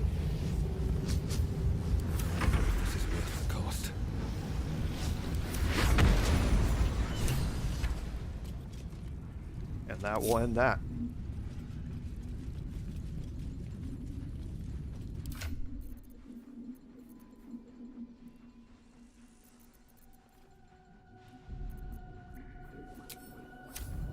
Okay, so the Steel Watcher Titan. From the Steel Watchers, you can get... What's hiding here? I think you still get your standard assortment of enriched infernal iron and that sort of stuff out of them. Yes, you can sell all of that to the Iron Hand gnomes for an increase in price. But yeah, see the flash blinders make this fight trivial. You're never in any danger. I didn't take a single hit point of damage through all of that. And for here, you're going to get Gaunter Mail. Now, Gaunter Mail is... trying to think how to describe it. Situationally, it is one of the best ranged weapons in the game. It is somewhat limited in certain aspects, but the reason that it is really so good is because of Celestial Haste. But first, let's look at all of the options on it. So first, on a hit, possibly inflict Guiding Bolt. That's great, because then the next attack roll made against that target has advantage. So even if you're not doing any additional damage with that Guiding Bolt, you're just applying it, that's good, because you can set a target up to get hit more easily by the next character that goes after it. It is a +3 weapon, which is always nice, and a proficiency unlock comes with the Bolt of Celestial Light. This basically allows you to frighten your target when you hit, and then after you attack, ranged weapon attacks made by this are going to deal an additional 1d4 radiant damage. So this is a once per short rest weapon action that can up the damage against a specific target and will frighten them. And then after that, all future attacks made with it are going to have 1d4 radiant damage. So it is a decent single target attack and also a damage booster attack. The other things about it, it's glowing, so it shines with a radius of 6 meters of light. That's 6 of one, half dozen the other. The thing that really makes this good is Celestial Haste. Now, Celestial Haste allows you to gain haste, and you gain it for 5 turns. So this is better than a Potion of Speed, which is 3 turns. It's not as good as the Haste spell, which is for 10 turns. However, the Celestial Haste condition gives you all the benefits of haste, +2 to armor class, advantage on dex saving throws, and your movement speed is doubled, as well as taking an additional action. The thing about haste is that Celestial Haste does not have the downside, which is at the end of haste running out, you become lethargic, and you miss a turn. Celestial Haste does not do that to you. So once per long rest, you can haste a target, an ally, and there's no downside to it at all.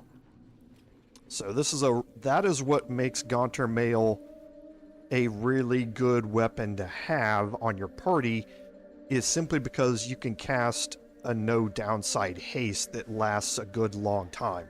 This can be incredibly useful in your big boss fights. If you don't take Gaunter Mail into the final encounter with the Netherbrain, you're doing something wrong. Okay? This is just the way to go about it. Oh, I guess unless you're cheesing the Netherbrain. But if you're not doing that, you're doing something wrong, because there's simply no downside to using it that way. So we're going to send this to Shadowheart. I want to look at Shadowheart real quick. Okay, so that's kind of what I thought. She's not proficient with longbows. As a half-elf, I guess she is not proficient with them. Yeah, she's not. I probably have a ring in my camp that get the archer's ring, I think it's called, that gives me proficiency with longbows to be able to use it. But one way or another, even without the proficiency, that just means that I actually I shouldn't be able to use Bolt of Celestial Light, because that's a proficiency unlock. Okay, that's weird. I shouldn't be able to use Bolt of Celestial Light, because like I say, that's a proficiency unlock, and I'm not proficient with it. But I can still cast Celestial Haste with it. Okay. So I'm going to have disadvantage on all the attacks that I make with it. Because, again, oh, actually, this is, yeah, see, my proficiency bonus is not being added to it. So I've got a really low amount of chance to hit with it and cause any damage. But if you're just equipping it for Celestial Haste, then it's a good thing to have. So I will probably off-stream deal with her and see if I can get her proficient with it anyway. But she's not like she does ranged attacks with a bow anyway. With haste. Okay, so here and...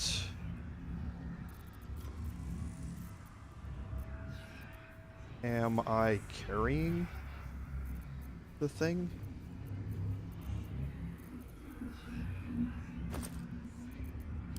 I might not even be able to be carrying it. No, I'm not even carrying it. That's interesting. I forgot to get the Runepowder bomb out of my camp.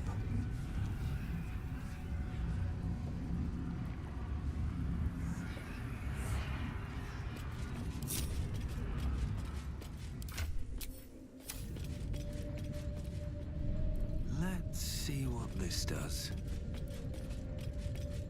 So I don't want to take the chance that there's going to be some weird interaction there.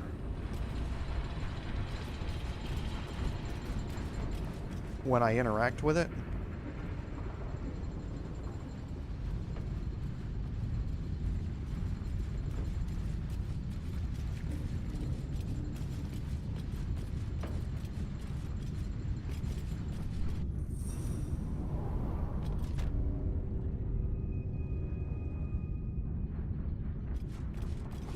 I'm just going to quickly head outside and go to camp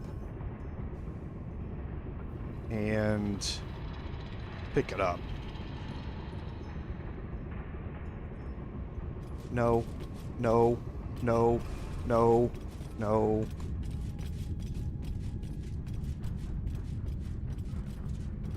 He was going to go try and walking out that door, and I don't know if I cleared the 2 enemies that are outside that door out or not.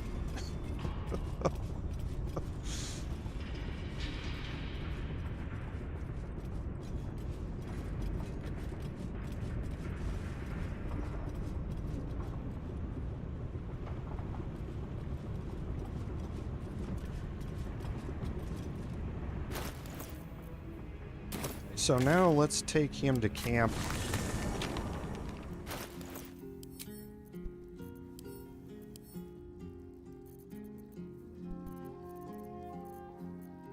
And there's the Runepowder bomb.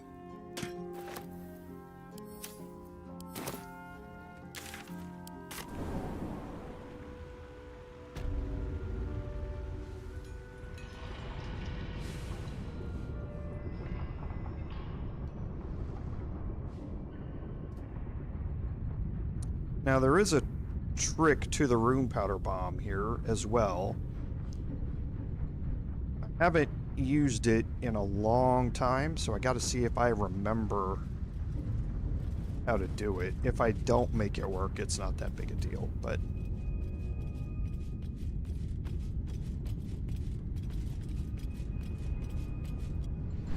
Interesting. Go through the door from up on the balcony.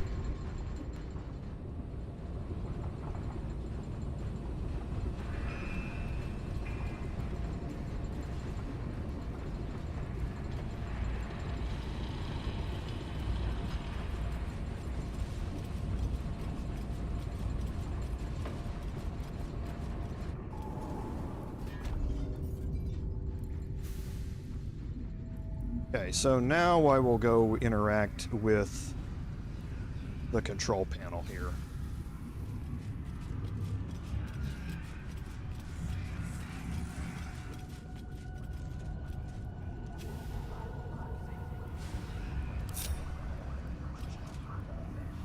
And always drop a save before this.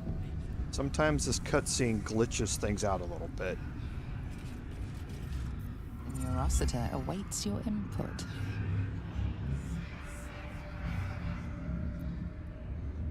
Okay, so select this item here.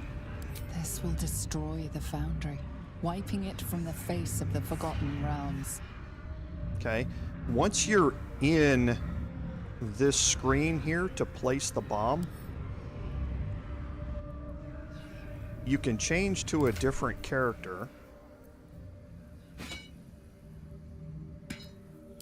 And you can send the bomb to your camp.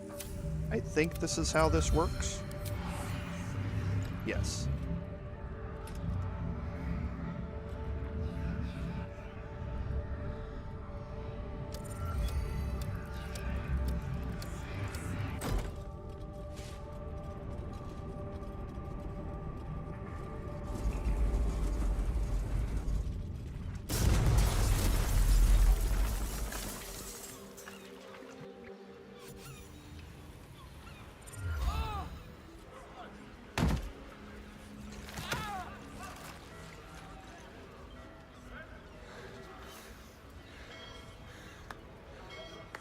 That was a hell of a show, my friend.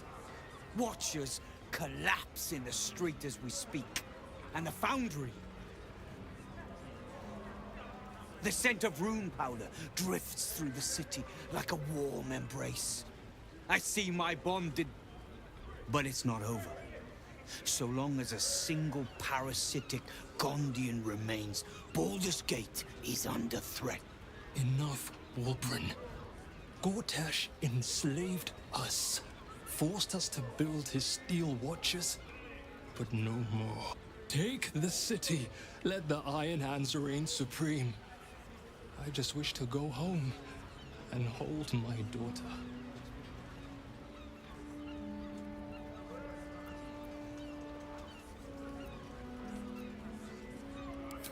He'll never find us. We have safe houses all over the city. We are no threat. I swear it. Please. If a Gondian told me the sky was blue, I'd look outside and check. You Gondians will lie, scheme, and torment this city until your dying breaths. Let's end this! Okay, now in another playthrough, this is where somebody would step in and you would have the opportunity to make a couple of checks to have them take over the leadership of the Ironhand Gnomes. However, remember in this playthrough, the last light inn was destroyed, and he was there with all the other individuals who died inside the last light inn. You were not able to have the option to force Wyrm out. Okay? So here the checks are basically to let the Gondians live, but Wyrm is still going to stay in charge. Okay, now we have a bunch of different options here. So Persuasion and the Fighter Intimidation are +4s all around. The Intimidation roll standard without the Fighter is still here. And then the Oath of Vengeance Paladin, I also have a Persuasion option here. Taking this option here is going to break your oath as an Oath of Vengeance. So you definitely don't want to take this option unless you want to break your oath at this point in the game.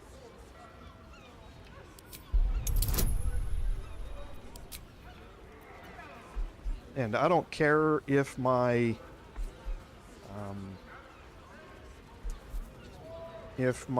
attitude with him goes down. I'm gonna add this in. I'm gonna add this in.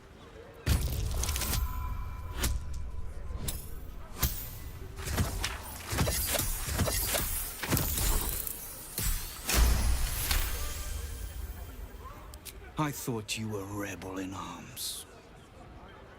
I see now you were but a snake, waiting for its moment to strike.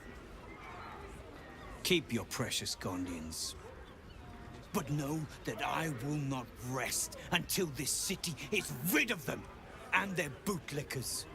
When the day comes, my hammer will find your skulls and crack them wide open. Iron Hands, move out! Okay. So at least we got our inspiration back that we lost a little bit ago, and now you can see that all the Steel Watchers are falling down out here and being deactivated. They are marked as Steel, though, so you're not going to be able to go search all of them unless you're doing it from hiding or something like that. But let's talk to Xander. While I cannot see it, I can feel the sun's embrace, and it is nothing short of divine. Thank you for doing the impossible, my friend. Simply call and the Gondians will come. I swear it. Okay, now we got a bunch of quest completions there, and I want to talk about one of them. So gather your allies. Okay. The Gondians' lives were saved. We've made loyal allies in them should we ever need their aid. This is currently not working. Patch 7 is going to fix this. It was actually listed in the patch notes for patch 7 when it drops. If you've recruited the Gondians, then a Steel Watcher will join the final fight with you. Okay, so that is what their alliance gives you out of this. So it's just not working in as of patch 6. So we did disable the Steel Watch. Gortash is obviously going to be upset about that, but now that they're disabled, he's an easier target, and we are going to head out to go deal with him. So again, Orin, now that we're done destroying the foundry, she is probably going to meet us in camp to give us some more instructions. Cazador's palace, the vampires came and tried to kidnap Astarion. We stopped them from doing that, and this is also about that same thing. So we completed Avenge the Iron Hands and saved the Gondians, and we retrieved Omelium last time. So let's go get Gortash's Netherstone, and we're going to take our short rest and take a look at our action economy here. Your desire. Okay, so let's go to Gale. We should have the Pearlescent Amulet.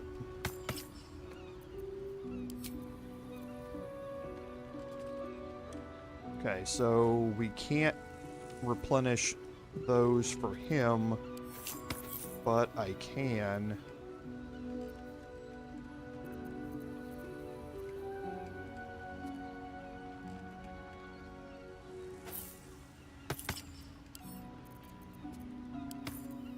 Have a lot on my mind and, well, in it.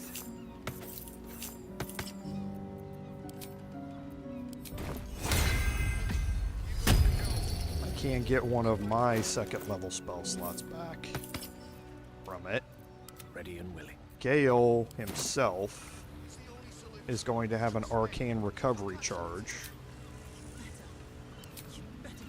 And he can get a 4th level spell back.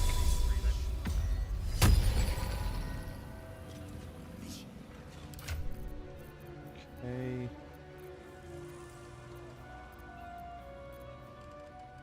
And I think that's probably good enough looking at it.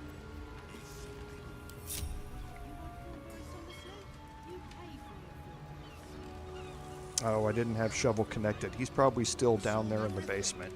So let's just travel to the Grey Harbor docks and get Shovel back. Oh, there he is. Right away.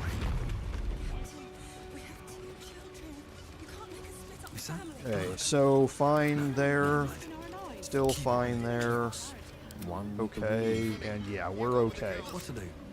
So let's go deal with Gortash. And to do that,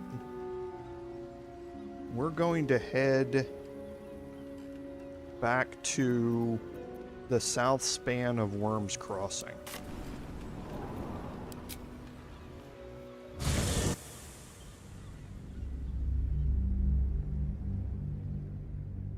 I promised you that Gortash was going to die today. So let's make that happen.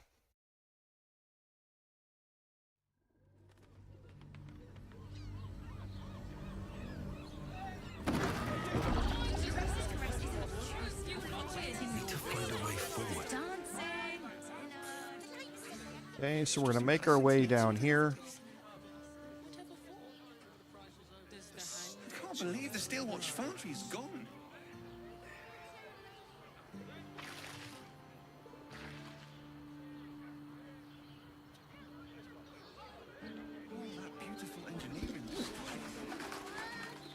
The Steel Watchers are dead, but the blazes up here are not hostile on this side. Where are you going? Hello?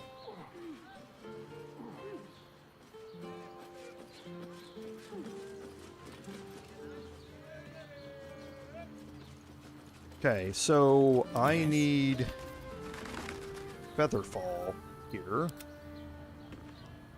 Whatever comes, I'm ready. Okay. Elminster's not So around, I've got the so boots of might as well. Mystra. Or Mistra's Grace.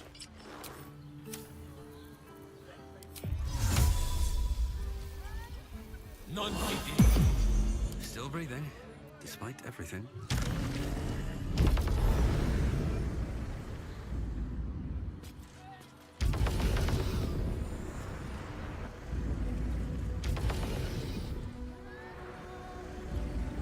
And hopefully Shovel jumps down here.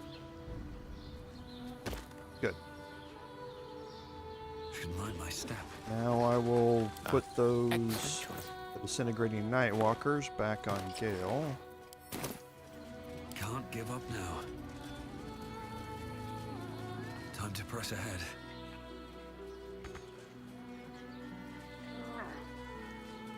We're going to make our way up to the roof of the fortress here. Of Wyrm's Cross, or Wyrm's Rock.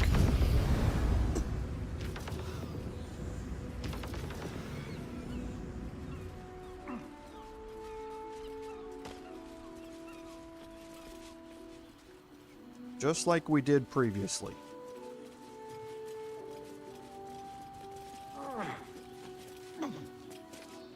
I don't think this door is open up here. Should mind my step. I can't remember what condition I left it in, to be honest. I did leave the door open. Okay. But nobody is patrolling, it doesn't seem.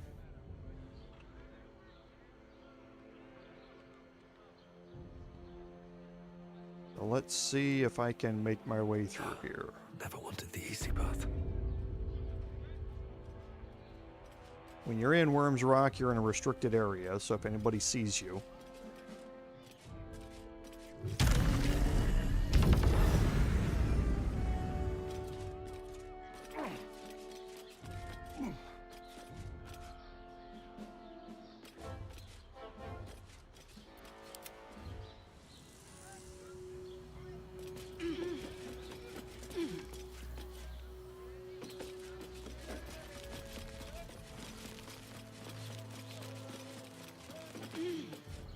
Unseen as I was taught. But I don't think anybody is patrolling anymore. Yeah. I think they're all stationary at this point. Better tread carefully.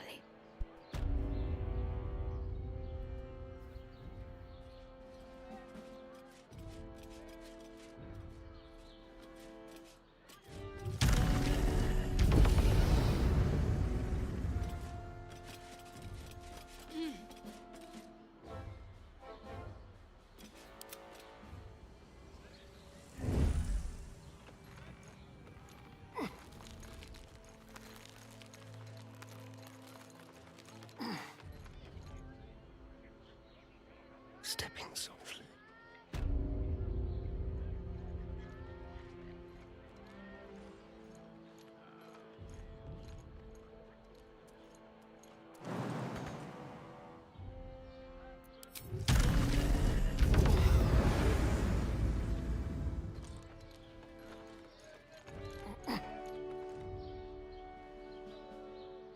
At the ready. Okay, and now Gale and Shovel. Shovel can't fly. I'm probably going to have to take control of him manually. Adventure awaits.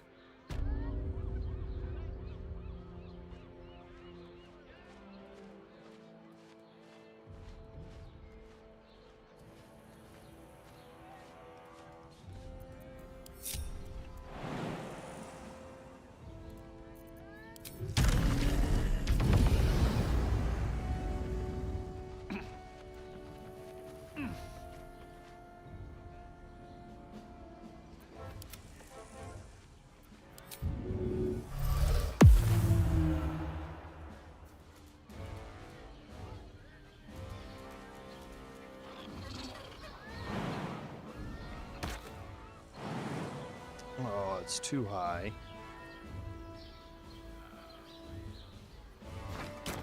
Let's see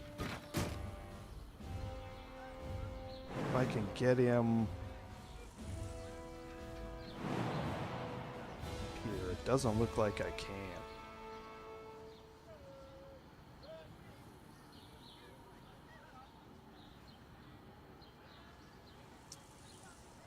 Okay.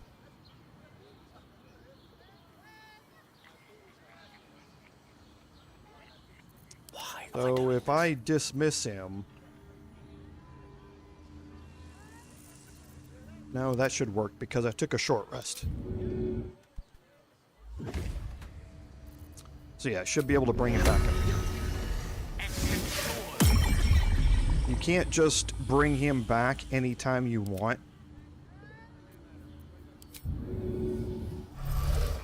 The summoning for him ritual only works once per short rest. Don't mind me. Now what?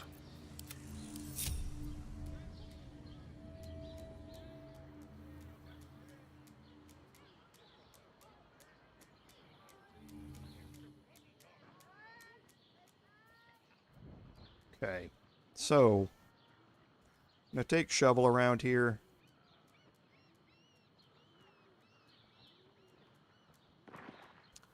Because in here is Gortash. Now, he's got some more reinforcements. So there are a couple of black gauntlets there.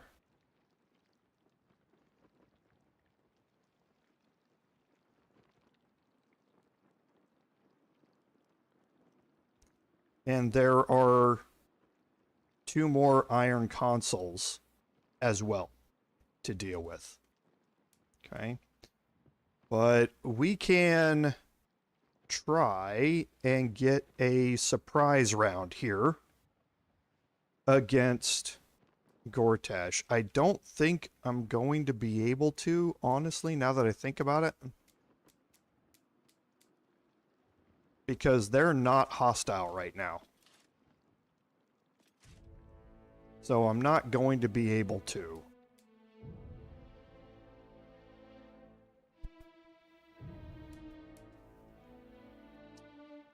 So... well, I don't think. I'll go try it anyway and see.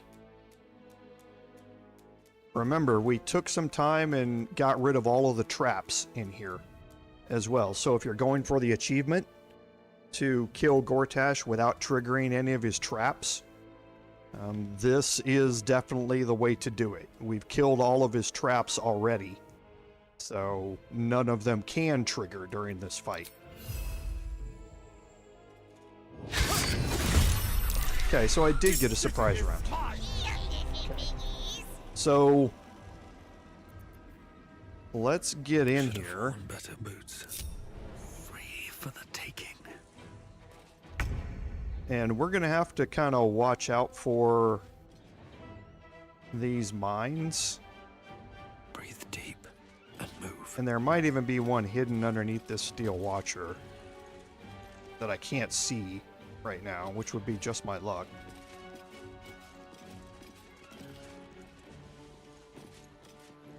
Where are you going, Astarion?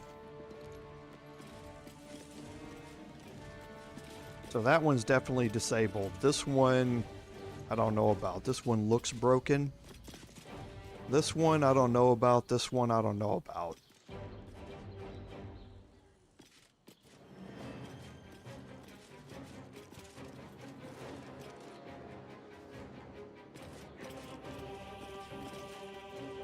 Okay, and you can see all of the traps that are triggered are all dead already.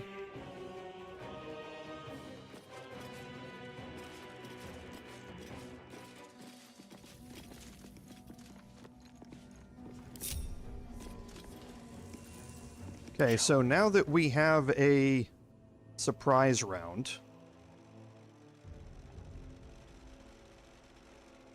let me move up with Shadowheart. No time to dally.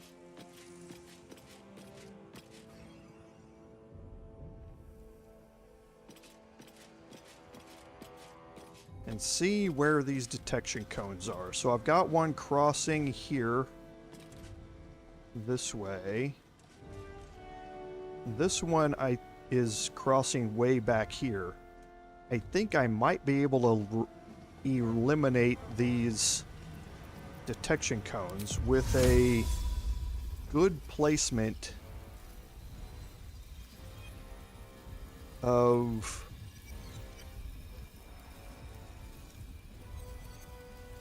darkness.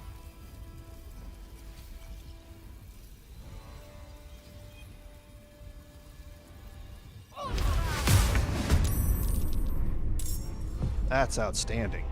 Now I've got a pathway. And you know what Astarion does to enemies that are surprised. A little chicanery.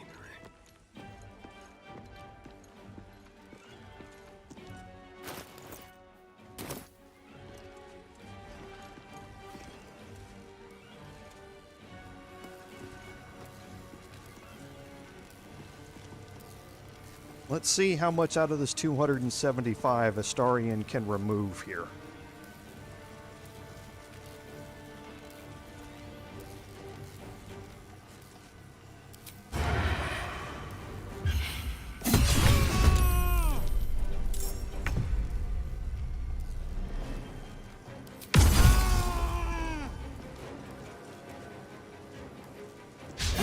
Oh, come on.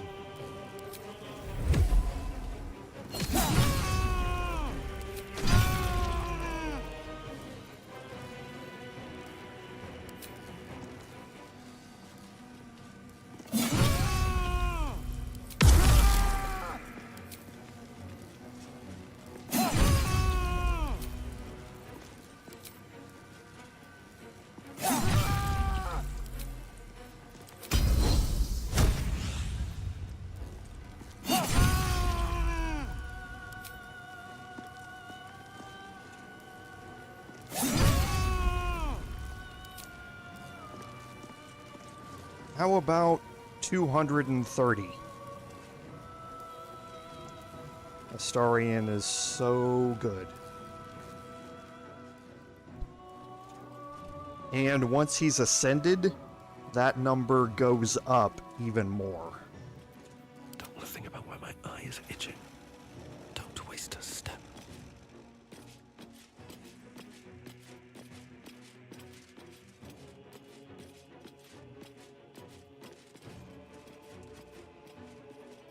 Oh, my hand slipped. So this is going to end Gortash.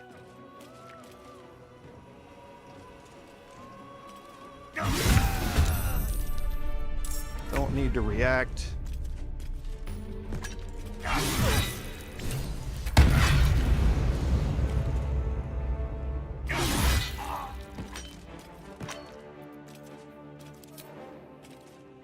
Another day, another fight.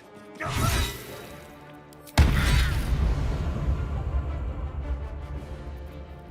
see a thing from down here. Very well.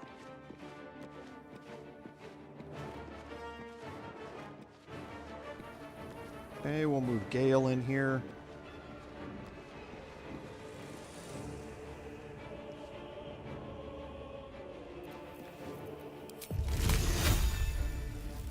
So 58% with Spell Might.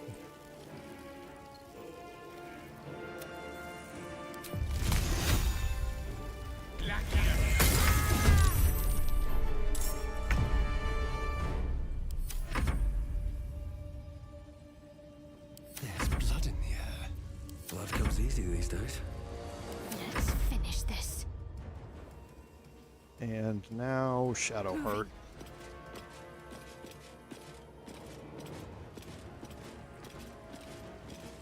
Does he have left? 12?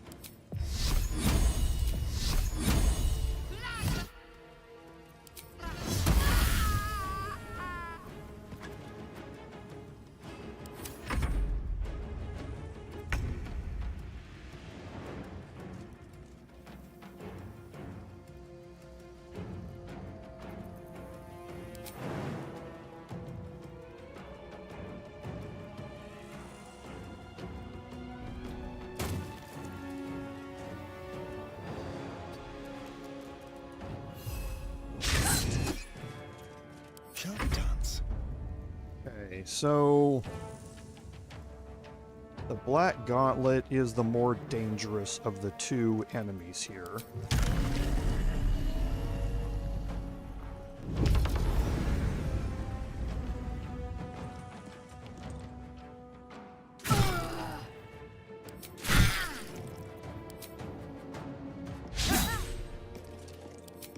Didn't need that miss.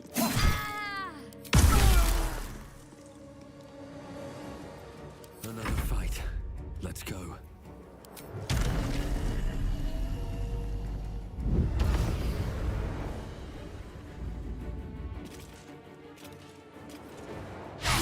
Oh, come on.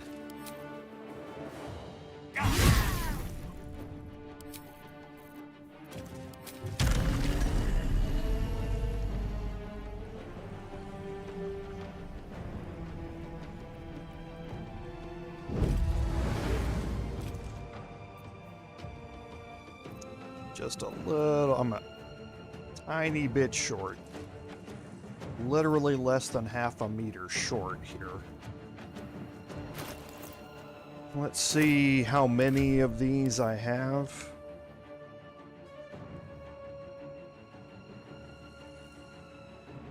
I got plenty.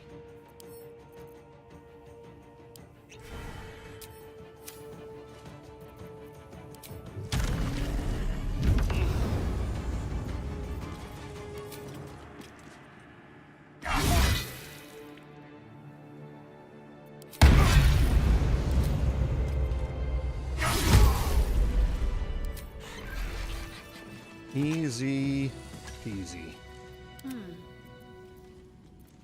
Let's move.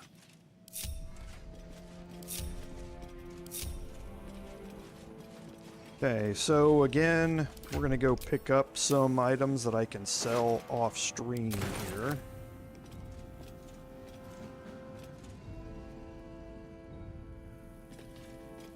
yeah, potion of speed wore off.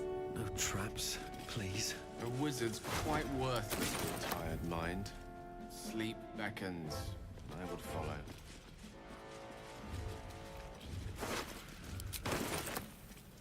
Yeah, that worked out pretty well, Lord Henry. And now we'll search Gortash. So, a few different throwing items here. These look like they're all smoke powder bombs, but they are not. There's one smoke powder bomb here. He's got 4 phase optimizers, grants nearby Steel Watchers an additional action.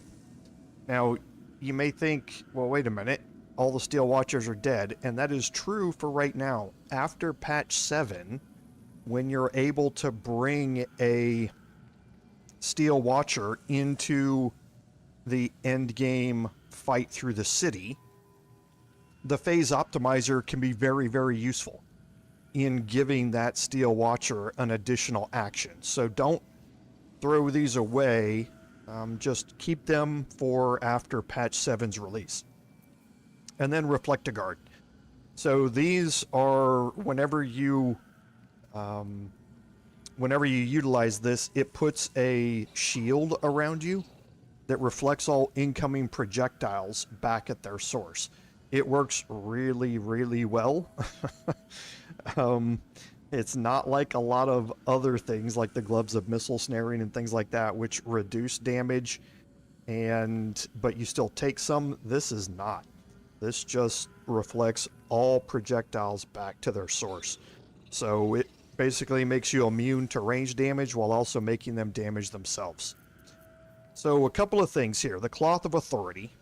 You can't be frightened and you cannot be afflicted with other emotion-altering conditions.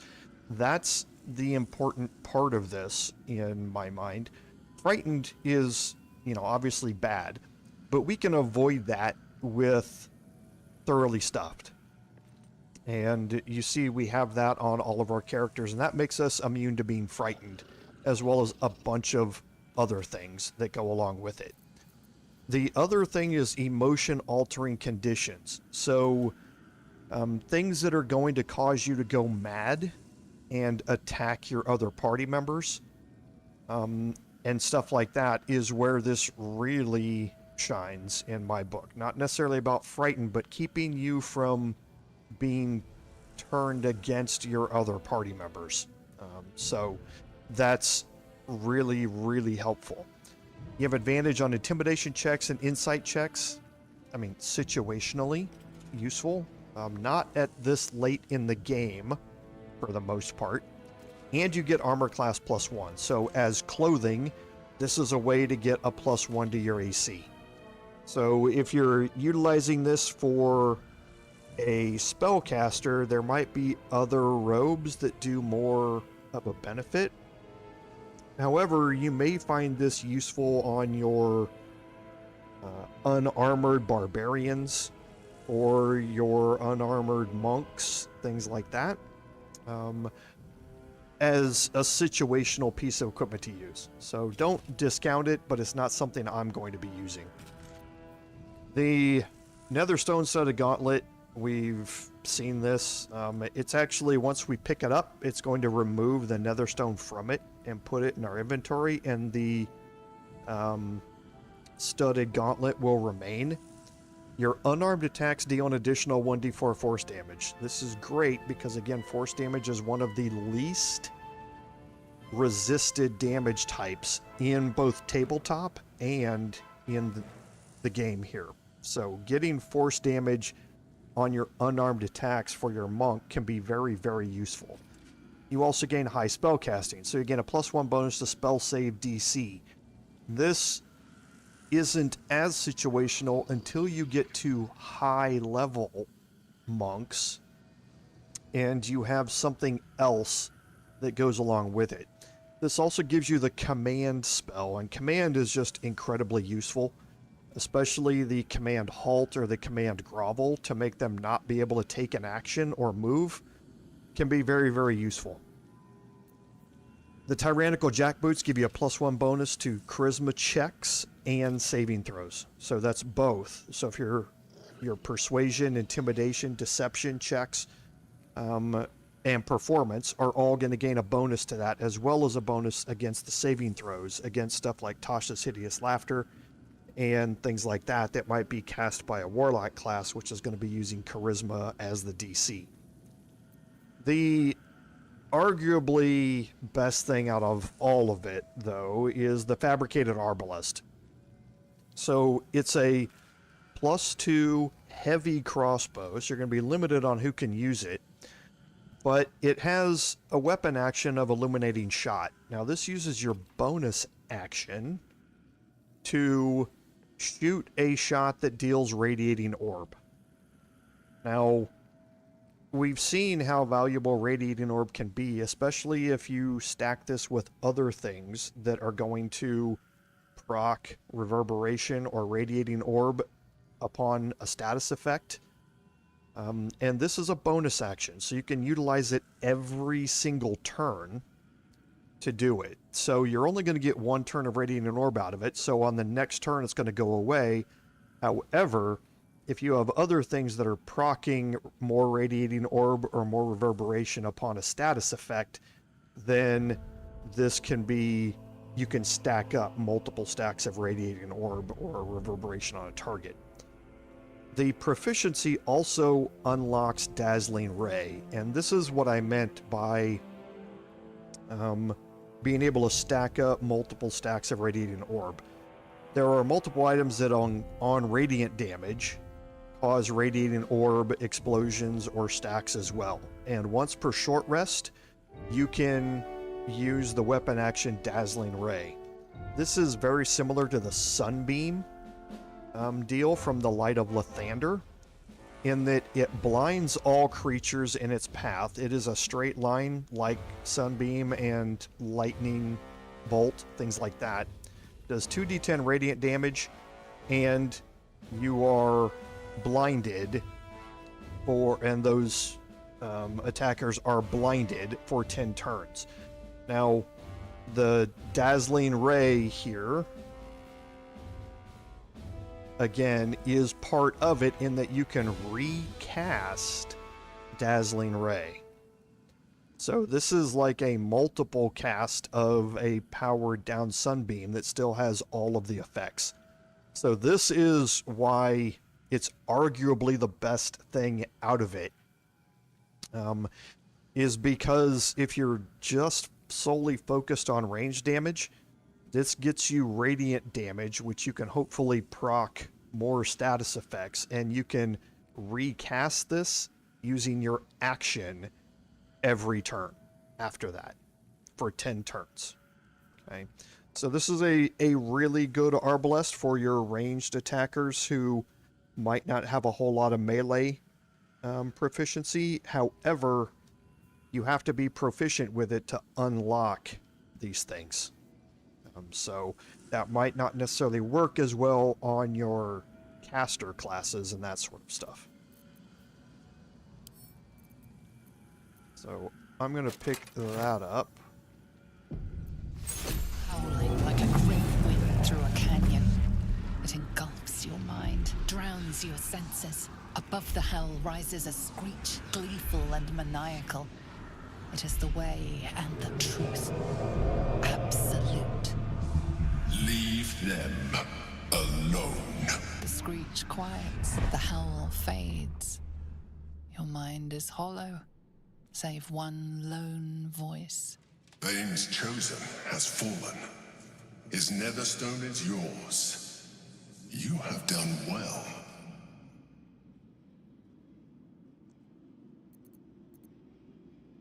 You heard the Elder Brain. It's regaining its autonomy. It cries not from pain, but exaltation. We must stop it before it breaks free. One netherstone remains. Orin's. We must find her and take it from her. After that, we take control of the brain. And you should start wondering what you will do then.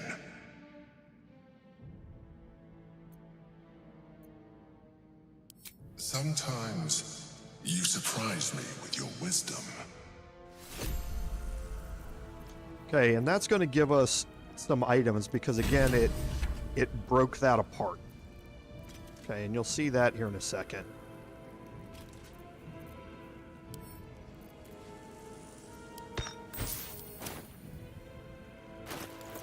So in my inventory now I have the Gauntlet of the Tyrant, which it's basically the removed Netherstone has left me with the Gauntlet of the Tyrant, which is the exact same thing. It does all the same things as previous. Okay. You also are going to get Gortash's hand out of this. This is one of multiple hands that you can use to impress the Murder Tribunal. This is the only one that you can use. Well, I take that back. There's one other one that you can use that does not require you to pass a persuasion check because you actually killed to get this hand. The other hands, if you didn't kill the person and you just pick the hands up, you have to persuade them that it was actually you that killed them when you didn't. Okay, so this is a free entrance basically to the Murder Tribunal. Okay, so looking at our journal, now we're confronting the Elder Brain. We have this up here to do either one. We've obtained Gortash's Netherstone, so we just have Orin's left, and this is a note that this is the last thing that we have to do. And yeah, it already showed the completion for retrieve Gortash's Netherstone, and that is now complete as well. So Orin is all about the Murder Tribunal and all of that sort of stuff. She is intertwined with all of that. And now that we're done here, yeah, we can safely leave Wyrm's Rock here. So if we head back to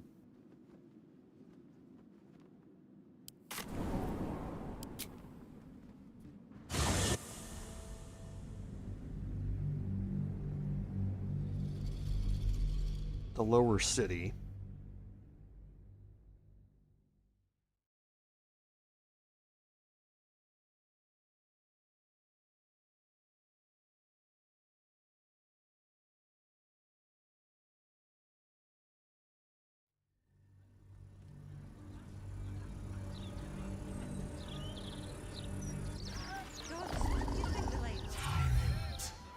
Slain! Joy! Freedom. Close. Help me. Help you. Reciprocation! Watchers! Ignore you. Foundry. Neutralized. Witnesses. Eliminated. You walk free. You one task. Kill Orin! Kill Orin! Kill Orin! Kill Orin!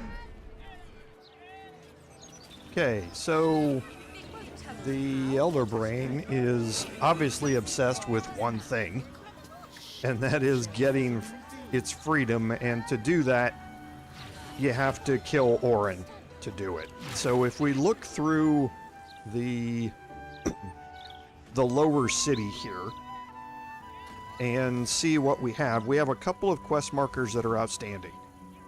We have here the continuation of the Wizard of Waterdeep. This is slightly different now that the Night Song is dead. We don't have a quest line here to deal directly with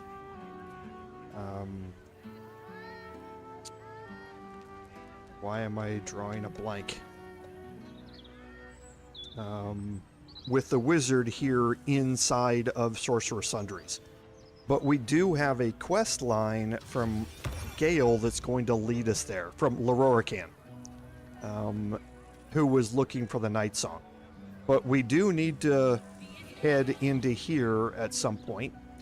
We need to head here into the Devil's Fee because this is going to get us access to the House of Hope and dealing with Raphael. Here is the entrance to Cazador's palace to deal with Cazador and the conclusion of Astarian's questline. So those are the 3 outstanding quest markers that we have sitting out here. Everything else has been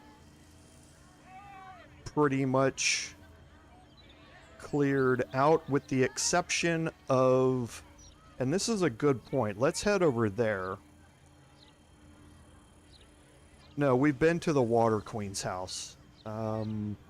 Hey Dave, welcome, thanks for being here. So I'm thinking of next steps here. Let me head into the sewers and see where we are there as well. But we can do a few other things here. I don't want to take on any of those major quests today. We've only got 20-ish minutes left here, and I don't want to start those and then not be able to finish them. So we will be dealing with those next time. So there's a secure area here that the Steel Watchers were guarding that we can go look at in here. Careful, I might.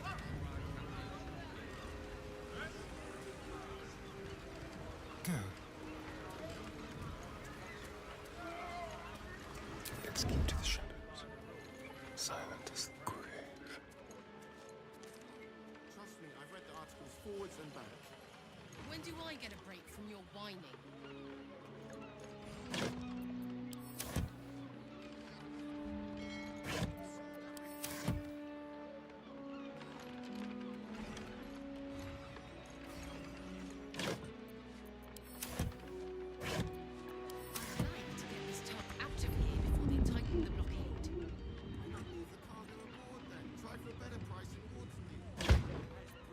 And here is a shipment. So Thorm was sending over more tadpoles to Gortash, and they were disguised on the back of this ship. So we can take all of those, and this is 6 free tadpoles to add to your inventory.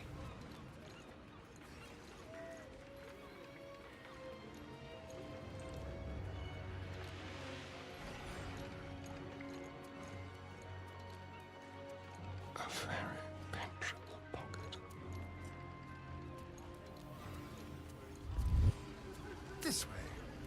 No one back home will ever believe this. Okay, so let's go open up some of the rest of the map here, because I know there are some other things that we could get into down here, but I actually haven't played this out myself.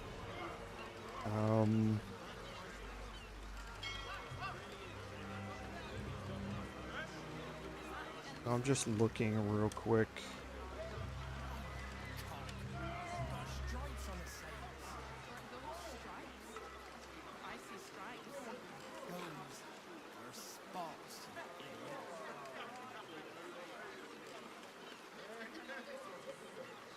Okay. So I guess I can deal with this down here. This is kind of all by itself. So where is... can't see them all yet. Swift as my feet can carry me. Okay, there's Big Weedo. Down here. So...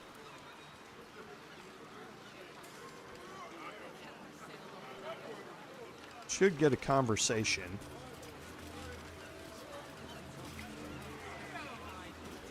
Once we get close enough. Whoa, mate. This is the last place you need to be. Clear off, yeah?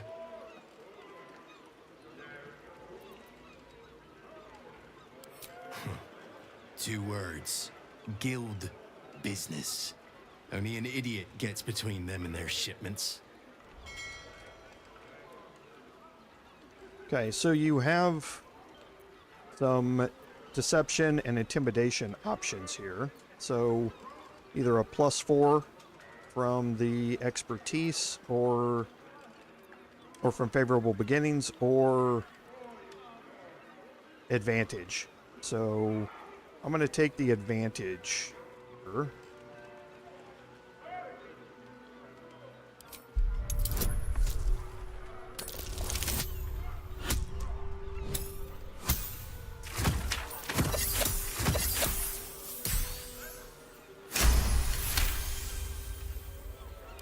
Easy, mate. We're humble smugglers, all right? So just take whatever you want.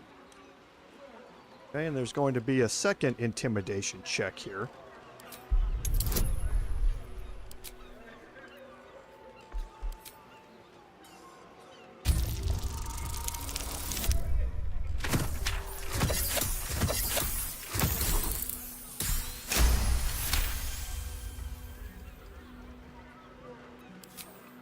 Not enough that the guild will have my head for this. You want to leave my little ones copperless too? God damn it all. Fine. Here, take it and go.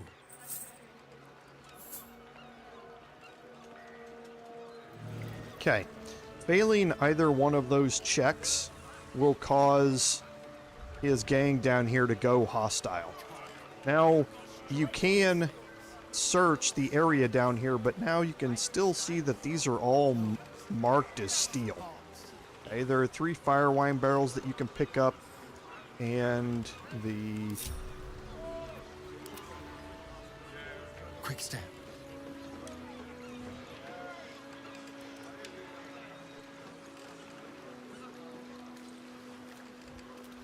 okay, and the shipment in all of this, and again, this maybe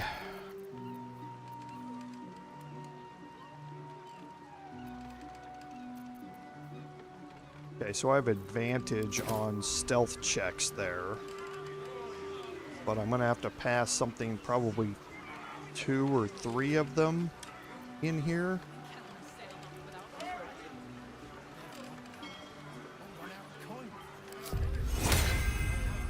To go into hiding. Time for discretion. Okay, so yeah, I just can't, just won't even let me. So I might have, let's stay in turn-based mode. Not everyone subscribes to what is mine is yours, it seems. Okay. So yeah, doesn't look like I'm going to be able to go into hiding here. Yeah. The clearly lit area, I could probably cast darkness over a portion of this.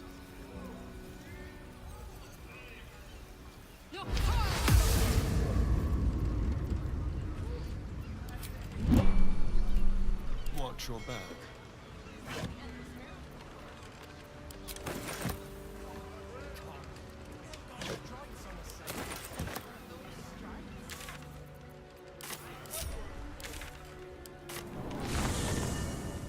Okay.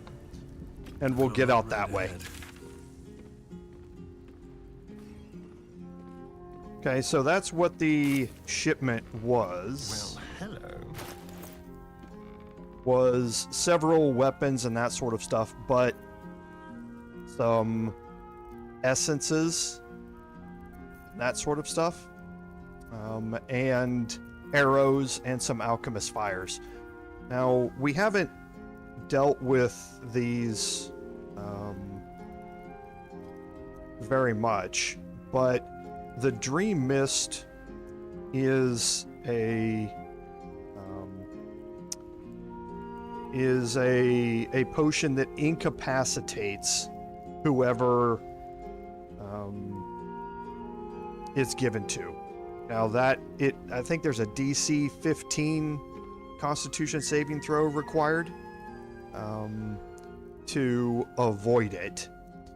The ether, the essence of ether, knocks them unconscious. So when they're unconscious, again, all attack rolls against them have advantage, and that sort of stuff. The Silk Root here is the enemy has disadvantage on dexterity and charisma checks. Okay, and then Terrazul gives you the jitters. And this is haste, basically, for 2 turns. So this is a poor man's version of haste. It does have lethargic afterwards, so you will end up losing your turn. But if you don't have anything else, you're out of potions of speed, you don't have any haste spells or anything like that to cast, then Terrazul can be an option for you to use. Overall, I mean, all in all, nothing there was gonna seriously break the game or anything like that, but it is something else that you can, an encounter that you can do. What path lies before me? So let's head up here and just open up this end of the map.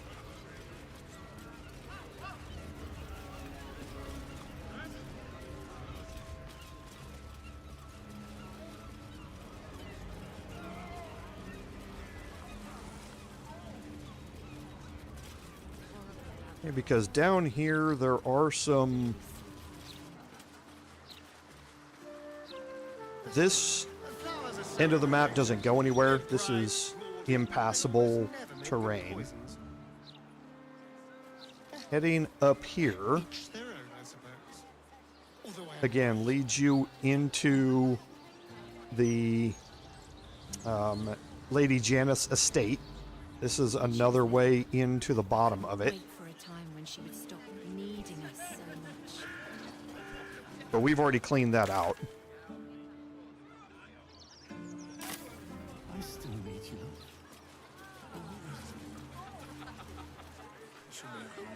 But up this way. You think that wand from that charlatan at Devil's Fee is going to protect us? If there was anything we needed protecting from.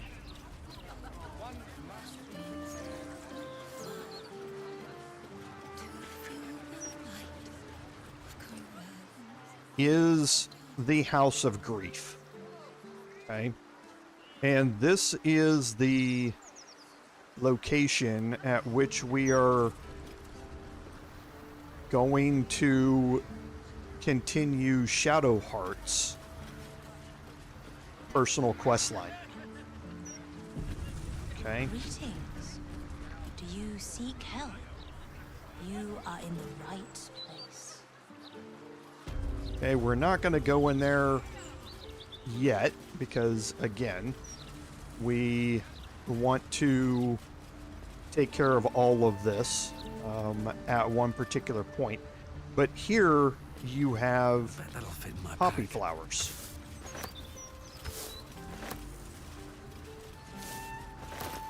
And I don't know as if we picked up poppy flowers before.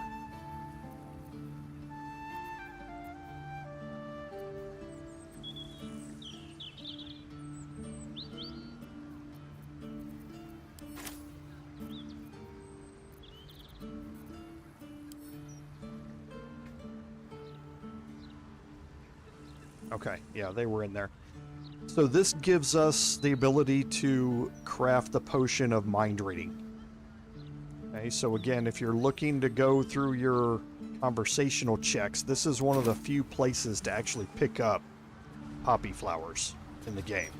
Otherwise, you're going to be reloading at one of the vendors to be able to get them to show up in their inventory. So we're definitely going to be coming back here to the House of Grief.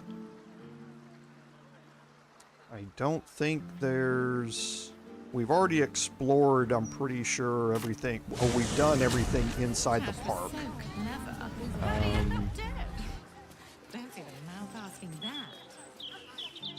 We can open up the back of the map, though. Okay. Or you can just jump.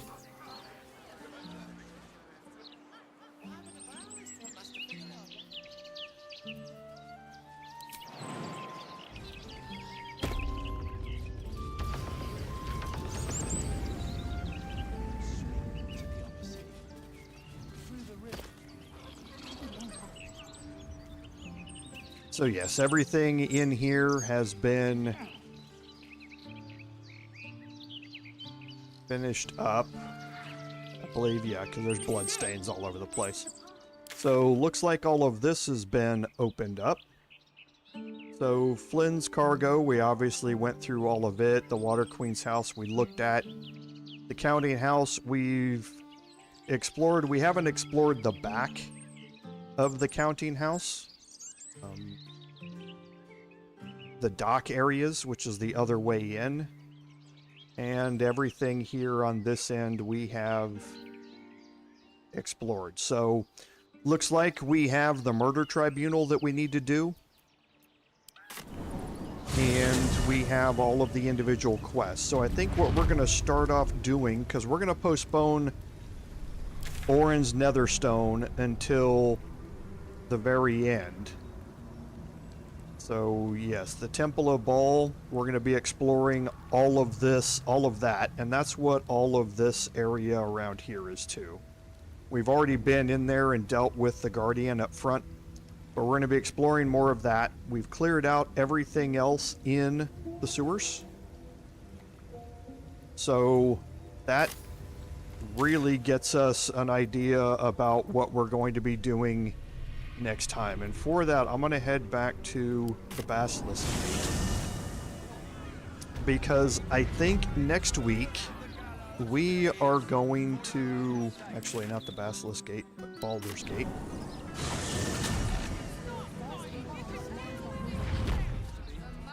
Because next week we are going to go through the House of Grief. I think it's time we finish up Shadowheart's questline here, and there is some really cool stuff going on in here that we're going to go through, and it's going to be played out in a way that not a lot of you have seen before, because Shadowheart is... She is the blessed of Shar right now. Not many people go through the path of killing the Night Song to get that blessing, and that changes how everything inside of the House of Grief is going to work. So I think we're gonna end things a little early. Actually, we can take our long rest here, and then we will end everything.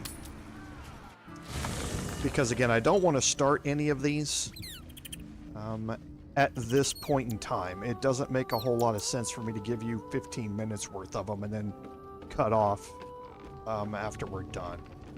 So they're probably going to have some things to say after killing Gortash. So let's just look real quick, and then we'll take a long rest and end the stream. A fine deed we have done to rid Faerun of this man. All helm hair and a haughtiness. Oh, this was the Lord Gortash we were sworn to do battle with, Boo. All the better then.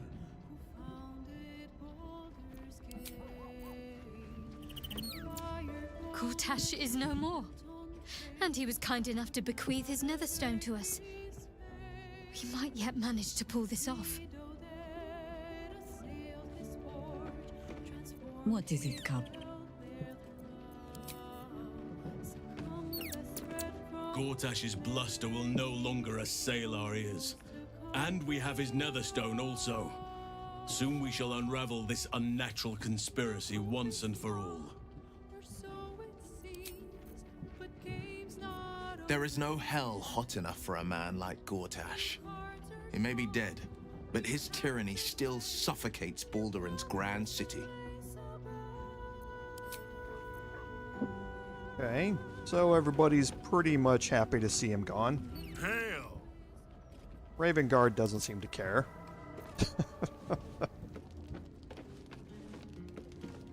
Ready and waiting.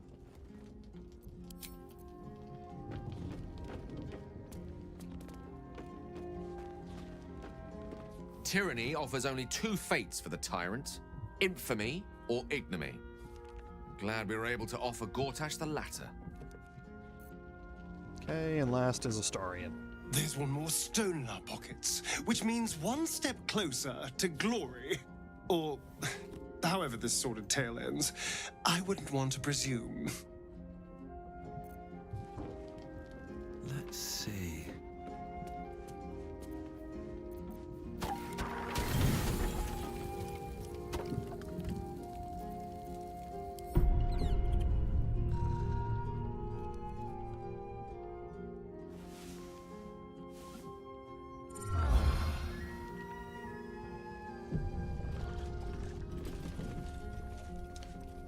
Okay, so A letter from Orin. me, I'm definitely going to have to clear out my inventory, but I will do all of that sort of stuff off stream. So off stream, what I'm going to do is get everybody buffed back up. I'm going to go sell off all of these items that I'm carrying, and I'm going to position everybody back up there by the House of Grief so that we can start off next week by continuing on with Shadow Hearts, the continuation of Shadow Hearts questline. So that should be a lot of fun for y'all to see. So as always, thank you all for giving your support to the channel. I know the past 2 weeks have been rough, not getting any content from me, and it's been extraordinarily frustrating for me during that time as well. So I thank you all for being here and for continuing your support throughout that time while I was getting things repaired. But again, thank you for that, because without your support, obviously none of this would be possible. This is Commander Jerval saying, until next time, fare thee well.